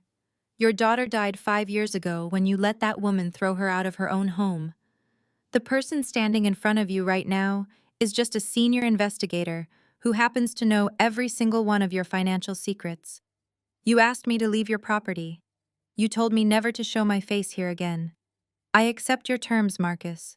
I accept your total and complete severance of our family tie. I watched him breathe heavily, his chest rising and falling as he glared at me. He truly believed he had won. He truly believed his loud voice and his patriarchal authority had successfully banished the threat from his kingdom. Cassandra peeked out from behind his broad back, a look of immense, venomous relief washing over her tear-stained face. Chloe and Jamal remained frozen by the outdoor dining table, silently celebrating the fact that the storm seemed to be passing. They all thought the confrontation was over. They thought I was going to pack up my briefcase, turn around, and walk down the long driveway in defeat. leaving them to sweep the forged documents and the money laundering accusations under their expensive imported rugs. They thought they had survived. I stood there for 3 more seconds, letting them marinate in their false sense of victory. I let them savor the illusion of safety. I let Marcus feel like the king of his $1 million castle. And then I slowly reached into the front pocket of my tailored navy blazer. My hand emerged holding my cell phone. The screen was completely dark, but my fingers wrapped tightly around its edges, holding the absolute destruction of their entire reality in the palm of my hand. I did not break eye contact with Marcus. I just kept smiling that cold, hollow smile as I raised the phone slightly, letting the sunlight catch the sleek glass surface. The execution was at hand, and I was about to show them exactly who owned the ground they were standing on. The perspective shifted, dropping low to the ground, angling upward to frame me against the vast, cloudless Atlanta sky. From this vantage point, the dynamic was undeniable. I was no longer the discarded daughter or the unwelcome guest. I was a towering, immovable force of absolute reckoning. The massive brick facade of the mansion behind me seemed to shrink in comparison to the sheer gravity of my presence. Marcus and Cassandra, huddled together in their ruined finery, looked small, fragile, and utterly powerless. I held my cell phone in my right hand. I did not cry. I did not show a single ounce of sorrow for the family tie that had just been permanently severed. My face was a mask of cold, calculated precision. I slowly raised the device, my thumb resting gently on the dark screen. The reaction was instantaneous. The patio was so quiet you could hear the distant rustle of the oak trees lining the property. But the silence was heavy, suffocating, and thick with terror. Every single person remaining in that garden held their breath. Marcus stiffened his chest, expanding as he braced himself. His eyes were glued to the device in my hand. Cassandra let out a sharp, ragged gasp, burying her face into his shoulder. Over by the dining table, Chloe covered her mouth with both hands, her eyes wide with unadulterated panic. Jamal actually took a step backward, bumping into the stone railing as if trying to merge with the masonry. They all thought the exact same thing. They thought I was dialing 911. They thought I was calling the Fulton County Police to report the assault, the forged medical directives, and the massive financial fraud. They were already picturing the flashing red and blue lights pulling up their pristine driveway. They were imagining the humiliation of being escorted out of their own private gated community in handcuffs, while their wealthy neighbors watched from their balconies. I did not press a single button. I did not dial a number. I simply let them marinate in the agonizing, excruciating torture of their own imaginations. I kept the phone poised in my hand and allowed the seconds to tick by. 1, 2, 3. I weaponized the silence. In my line of work, I learned very early on that guilty people cannot handle silence. Silence forces them to confront the reality of their crimes. It strips away their ability to argue, to gaslight, or to manipulate the narrative. When you give a guilty person absolute silence, their own mind will punish them far worse than any interrogation tactic ever could. "Are you calling the police?" Marcus demanded. His voice was loud, but the booming, intimidating resonance was completely gone. It was brittle. It cracked on the final syllable. He took a hesitant half-step forward, caught between the urge to snatch the phone from my hand and the paralyzing fear of committing assault in front of witnesses. "Do not do this, Nia. Think about the family. Think about the press." I did not answer him. I let my thumb hover over the screen, the bright backlight illuminating my face in the shadows of the patio awning. Cassandra could not take it anymore. The psychological pressure cracked her completely in half. She broke away from Marcus, throwing her hands out toward me in a desperate, pathetic gesture of surrender. "We will give the money back!" Cassandra shrieked, her voice echoing wildly across the empty garden. "We will pay you back every single dime. I swear to God, Nia, we can set up a trust. We can transfer the properties back into your name today. Just put the phone away. Please, you do not have to call the authorities. We can fix this quietly." Her confession hung in the air, a desperate, undeniable admission of guilt, blurted out in a moment of sheer panic. Marcus turned to her, his face twisting in horror as he realized his wife had just verbally confessed to a federal crime simply because I was holding a piece of glass and metal in my hand. "Shut up," Cassandra Marcus hissed, grabbing her arm and pulling her back roughly. "Do not say another word." But the damage was done. The fortress had completely crumbled from the inside out. They were turning on each other, scrambling for survival, willing to trade their dignity and their stolen wealth just to avoid the flashing lights of a police cruiser. Chloe suddenly pushed past Jamal, stepping away from the dining table. Her mascara was completely ruined, smudged into dark hollows under her eyes. She held her hands up in a gesture of frantic surrender. "I will testify," Chloe blurted out, her voice pitching into a hysterical squeak. "Nia, listen to me. I will cooperate. I will tell the real estate commission everything they want to know. I will give them the original notary logs. Just please tell the police I was manipulated. Tell them Cassandra made me do it. I have my whole life ahead of me.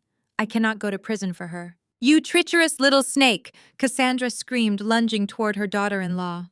Marcus had to wrap both arms around her waist to hold her back, wrestling her away from Chloe, while Jamal stood frozen, completely paralyzed by the implosion of the two women who ran his life. I stood rooted to my spot, watching the absolute destruction of their loyalties.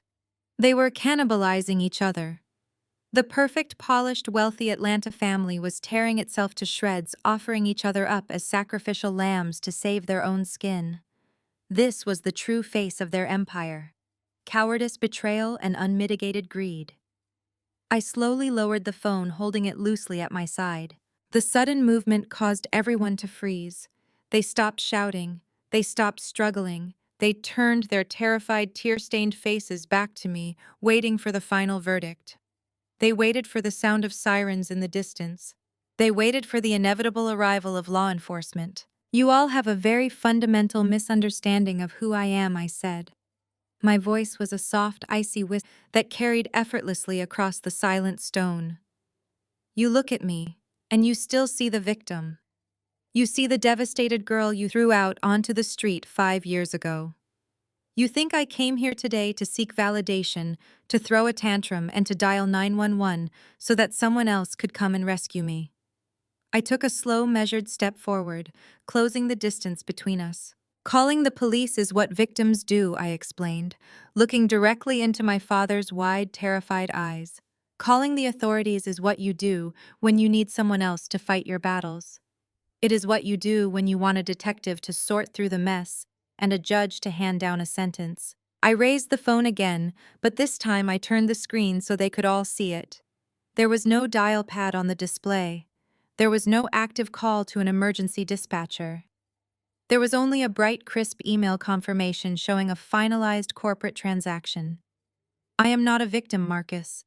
I stated, the absolute certainty of my power rolling over them like a tidal wave. "And I do not need to call the police to take everything away from you. I already took it." I tapped the screen once, locking the device, and slipped it smoothly back into the pocket of my blazer. The psychological warfare was over. I had let them strip away their own dignity. I had let them confess their crimes, beg for mercy, and betray one another in the span of 3 minutes. They had completely disarmed themselves. Now it was time to deliver the final crushing blow. It was time to show them exactly why a forensic accountant with federal clearance was infinitely more dangerous than a squad car full of local police officers. I watched their eyes track the movement of the phone disappearing into my pocket. My lips curved upward into a slow, devastating smile. It was the smile of a predator that had already swallowed its prey whole, completely stripping them of any remaining delusion of control. "You see, Cassandra, laundering commercial rent money is a highly tedious process." I began, my voice gliding through the air with effortless authority. "It takes time to wash those funds through your little Delaware shell companies. But maintaining the illusion of Atlanta high society requires immediate, massive liquidity. The property taxes on a Buckhead mansion, the country club, dues, the imported champagne, the designer gowns you love to parade around in. The burn rate of your fake lifestyle was drastically outpacing the speed of your money laundering operation." I took a slow, calculated step toward her. She remained on her knees, looking up at me with wide, uncomprehending eyes. "You got sloppy because you got desperate," I explained. You needed a massive injection of liquid cash to keep Marcus from noticing the deficit. You needed to keep up appearances. So you did what every foolish, desperate amateur does when they are running out of runway. You leveraged the very ground we are standing on. Marcus jerked his head toward his wife, his brow furrowing in deep confusion. "What is she talking about, Cassandra?" he demanded, his voice thick with renewed panic. I did not let her answer. I was not going to give her a single second to spin another lie. "She took out a massive secondary mortgage on this estate."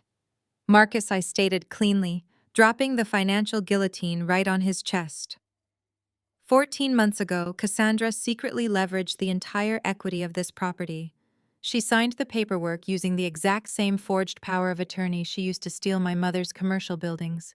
She took out a loan for $4.5 million just to keep the lights on and the champagne flowing. Marcus staggered back as if he had been physically struck in the jaw. He looked at Cassandra, whose silence was a blaring, undeniable confession. "You mortgaged the house," he whispered, the sheer horror of the betrayal fully setting in. "You mortgaged my house behind my back." "But that is not even the best part," I interjected, refusing to let them detour into a marital dispute. "The problem with borrowing $4.5 million is that the bank actually expects you to make the monthly payments. And when the commercial real estate market dipped last quarter, your little shell companies stopped generating enough clean cash to cover the debt. You defaulted, Cassandra. You missed 3 consecutive payments." I watched the last drop of blood leave her face. She knew exactly what happened when you defaulted on a loan of that magnitude. "In the banking world, we call that a non-performing loan." I continued, my tone shifting into the crisp, ruthless cadence of a corporate executive. "It becomes a toxic asset. Banks absolutely despise toxic assets. They do not want to deal with the messy foreclosure process, especially on high-profile luxury real estate tied to complex corporate structures. So they do what they always do. They package that toxic debt and sell it off quietly for pennies on the dollar to private equity funds." I reached into my pocket and retrieved my phone again.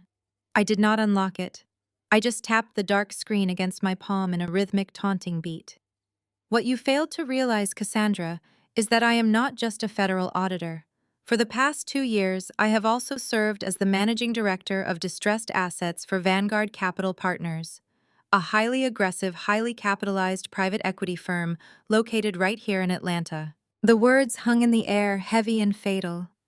Chloe gasped, finally understanding the catastrophic trap they had walked blindly into. Jamal simply stared at me, his mouth slightly open, incapable of processing the magnitude of the checkmate. "When the bank packaged your defaulted mortgage, I was the one sitting on the receiving end of the portfolio," I told them, savoring every single syllable. "I saw the address. I saw the LLCs. I recognized your forged signatures. And I did not report it to the bank. I did not raise a red flag. I simply sat in my corner office and authorized my fund to purchase your bad debt entirely in cash." I stopped walking and planted my feet firmly on the imported stone patio, locking my eyes onto Marcus and Cassandra simultaneously. "I bought your mortgage." I declared, the absolute finality of my statement crushing any remaining hope they had. "I bought the debt. I own the paper. I own every single brick, every piece of imported stone, every chandelier, and every blade of grass on this property." "You told me to get off your property, Marcus," I said, throwing his earlier threat right back into his teeth with merciless precision. "You puffed out your chest and told me this was your kingdom. You were wrong. You are currently standing on real estate that belongs entirely to my private equity firm. I am your sole creditor, and you are massively, irreparably in default." I watched them mentally scramble, desperately searching for a loophole, a legal technicality, anything that could save them from the financial slaughterhouse I had just dragged them into. But there was no escape. I had built a cage out of their own greed, locked the door, and swallowed the key. I had not needed to call the police to strip them of their power. I had simply used the brutal, unforgiving machinery of the American financial system to completely annihilate them. The perspective began to widen, pulling back slowly to capture the sheer magnitude of the devastation. I stood perfectly still in the center of the patio, an immovable pillar of absolute authority. The physical distance between me and the people who had tormented me felt like a massive, unbridgeable chasm. Around me, The fraudulent empire was actively burning to the ground. Marcus, Cassandra, Jamal, and Chloe looked like scattered debris caught in the blast radius of a detonation they never saw coming. The contrast was absolute. I was radiating crisp professional power, while the family that had tried to destroy me was completely collapsing into the stone floor. In the state of Georgia, non-judicial foreclosure is a remarkably efficient process, I said, ensuring my voice remained smooth and perfectly modulated. You do not need a lengthy court battle when the loan agreements are breached this severely. All the bank had to do was publish the notice of default in the county legal organ for 4 consecutive weeks. 4 weeks, Cassandra. A full month of public notices printed right alongside the grocery store coupons and the local obituaries. I watched her eyes widen in pure, unadulterated horror. She had been completely oblivious to the legal machinery grinding her life into dust. You never read them, did you? I asked, stepping slightly to the left to command the entire visual field. You were too busy booking caterers for this brunch, scheduling fittings for your designer gowns, and buying matching tennis outfits at the country club to notice that the legal clock on your fake reality was ticking down to 0. You ignored the certified letters. You ignored the warnings from the bank because you thought your social status somehow made you immune to the law. Marcus choked out a breath, his voice a raspy, desperate shadow of its former booming volume. We have rights. There is a redemption period. We can restructure the debt. We can declare Chapter 11 bankruptcy and halt the seizure right now. I know how the system works. You could have halted it, I corrected him cheerfully, shaking my head with feigned sympathy. If you had actually been the one holding the deed.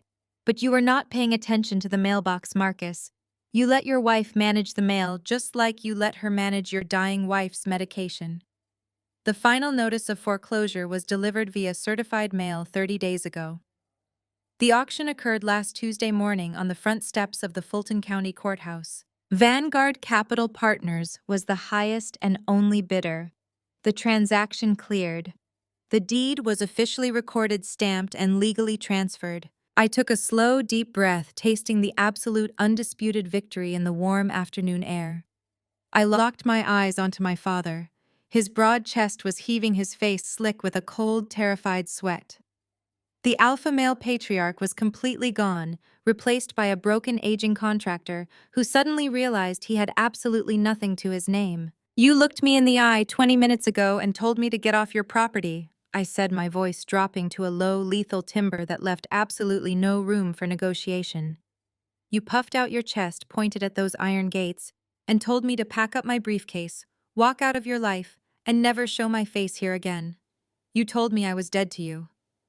I took one final dominant step forward, forcing him to physically shrink back against the heavy outdoor dining table. You are wrong, Marcus, I stated, delivering the final fatal blow with absolute precision. This is not your house. This is not your property. You are currently trespassing on a seized corporate asset. You are the ones who need to pack your bags. You are the ones who need to walk down that driveway. You need to get off my property. The words struck him with the force of a physical execution. The absolute reality of his situation finally crushed the last remaining pillar of his ego. He had no house. He had no business. He had no legacy. The mansion he had used to intimidate me, the physical proof of his superiority and wealth, belonged entirely to the daughter he had discarded like trash. Cassandra let out a raw, guttural scream. It was not a calculated performance anymore. It was the horrific, agonizing sound of a woman realizing she was going to be sleeping on the street.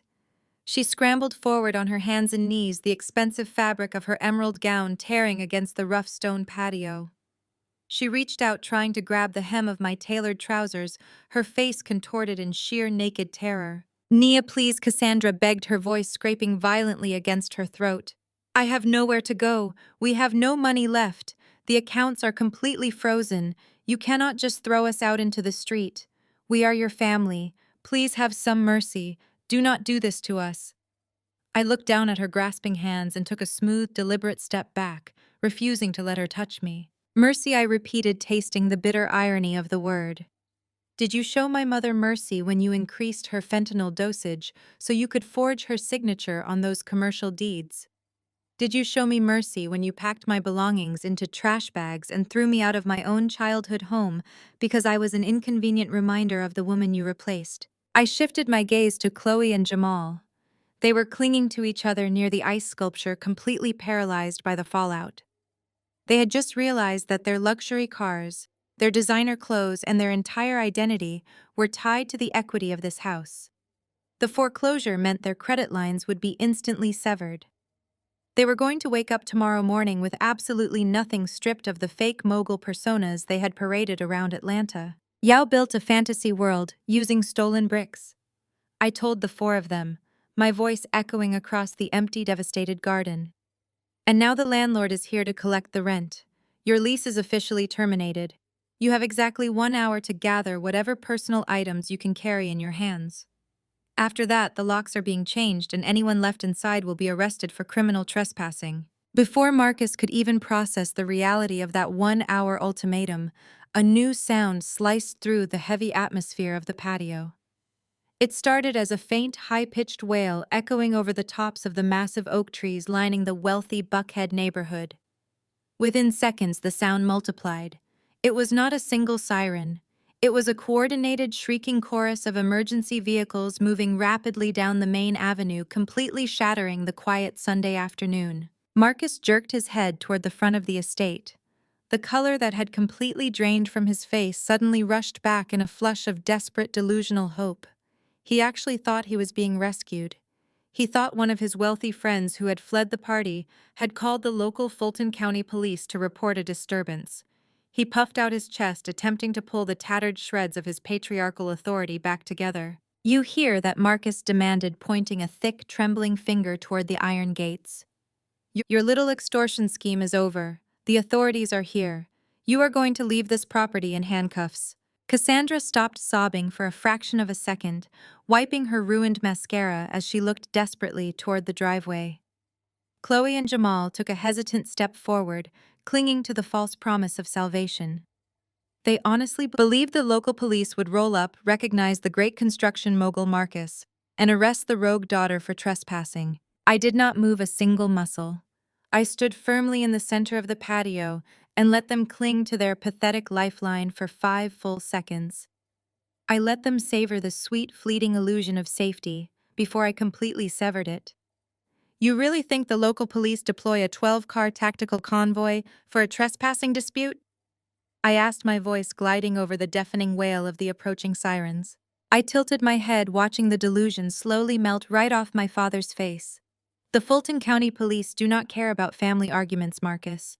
But do you know who cares very deeply about multi-million-dollar tax evasion and interstate wire fraud?" The screech of heavy tires slamming onto the imported cobblestone driveway echoed through the open breezeway of the mansion. Heavy car doors slammed shut in rapid, militant succession. The sound of heavy tactical boots hit the pavement, marching in perfect, terrifying synchronization. "That is the Internal Revenue Service Criminal Investigation Division," Y informed them smoothly. "And they brought the federal inspectors right alongside them. I filed my forensic audit with the federal prosecutor's office 72 hours ago. The local police are just out there to block the road. The agents storming your front doors right now have a signed federal warrant for asset forfeiture." Cassandra's eyes widened to the size of saucers. She let out a guttural, suffocating gasp. The realization hit her with the force of a freight train. She was not just losing the house, she was losing her freedom. The golden handcuffs she had placed on my father were about to be replaced by cold, heavy steel. "They are here to seize every single bank account." I continued, my voice acting as the calm, professional narrator to their absolute destruction. "Every luxury vehicle parked in that garage. Every piece of stolen jewelry resting on your neck. The 1 hour I just offered you to pack your bags was a courtesy. The federal agents sweeping your living room right now will not even give you 60 seconds. The sound of commanding voices echoed from inside the house. "Federal agents, do not move. Show me your hands." The catering staff who had lingered in the kitchen were being swiftly evacuated. The reality of the raid had officially breached the walls of their fraudulent fortress. Jamal let out a pathetic whimper, dropping to his knees beside his wife. Chloe just stared blankly at the glass patio doors, entirely paralyzed by the sheer terror of impending incarceration. I turned my back on my father and his crumbling legacy. I took slow, deliberate steps toward the grand outdoor dining table. The pristine white tablecloth was still covered in half-empty plates of gourmet food and expensive floral arrangements. I reached out with a steady hand and picked up the crystal champagne flute Cassandra had been holding when she first insulted me. The cold glass felt heavy and perfectly balanced in my grip. I turned back to face the woman who had drugged my mother and stolen her empire. Cassandra was trembling so violently, she could barely keep herself upright. She was hyperventilating, staring at the approaching shadows of federal agents moving rapidly through her opulent living room. I raised the crystal flute, catching the late afternoon sunlight in the bubbling golden liquid. "Happy Mother's Day, Cassandra," I said. My voice was crisp, lethal, and laced with absolute triumph. I took a slow, elegant sip of the expensive champagne. The vintage was crisp and perfectly chilled. I lowered the glass and offered her one final, devastating smile. "I hope you look good in prison orange." I set the crystal flute down on the stone table with a sharp, definitive clink. I did not wait for her response.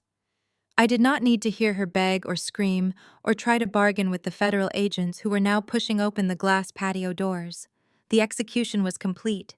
The debt had been fully collected. I turned my back on the wreckage of my family and walked away. The camera perspective followed me from behind, tracking my steady, confident strides as I moved across the patio and stepped through the threshold into the lavishly decorated living room. Federal agents in dark tactical gear were moving swiftly through the mansion, slapping bright seizure notices onto expensive paintings and cataloging the imported furniture. Two agents brushed right past me, their hands resting securely on their utility belts, moving aggressively toward the patio to place Cassandra and Chloe in handcuffs. They did not stop me. They did not question my presence. The lead investigator caught my eye and offered a brief, respectful nod of acknowledgement. They knew exactly who I was. I was the architect of the raid that had handed them the biggest financial bust of their fiscal year. I pushed open the massive mahogany double front doors and stepped out into the warm Georgia air. The driveway was a chaotic sea of flashing red and blue lights. Black federal SUVs were parked at aggressive angles across the manicured lawn, tearing up the perfect landscaping. Officers were barking orders over police radios, securing the perimeter of the sprawling estate. Waiting for me, just beyond the police barricade, completely untouched by the surrounding chaos, was a sleek black chauffeur-driven Maybach. The driver, a professional man in a dark suit, immediately stepped out and opened the rear passenger door for me. He offered a polite, deferential bow of his head as I approached. I did not look back at the mansion. I did not look back at the flashing lights, the shattered illusion of the Buckhead elite, or the family that had tried to erase my existence. I simply stepped into the luxurious, quiet interior of the vehicle. The heavy armored door closed behind me with a solid, satisfying thud, instantly cutting out the noise of the sirens and the screaming. I settled into the plush leather seat, smoothed the pristine fabric of my navy suit, and poured myself a glass of sparkling water from the chilled console. I watched through the dark tinted glass as the car glided smoothly away from the curb, leaving the ruins of their lives far behind in the rearview mirror. I had walked into that house as a discarded, grieving daughter. I drove away as an absolute conqueror.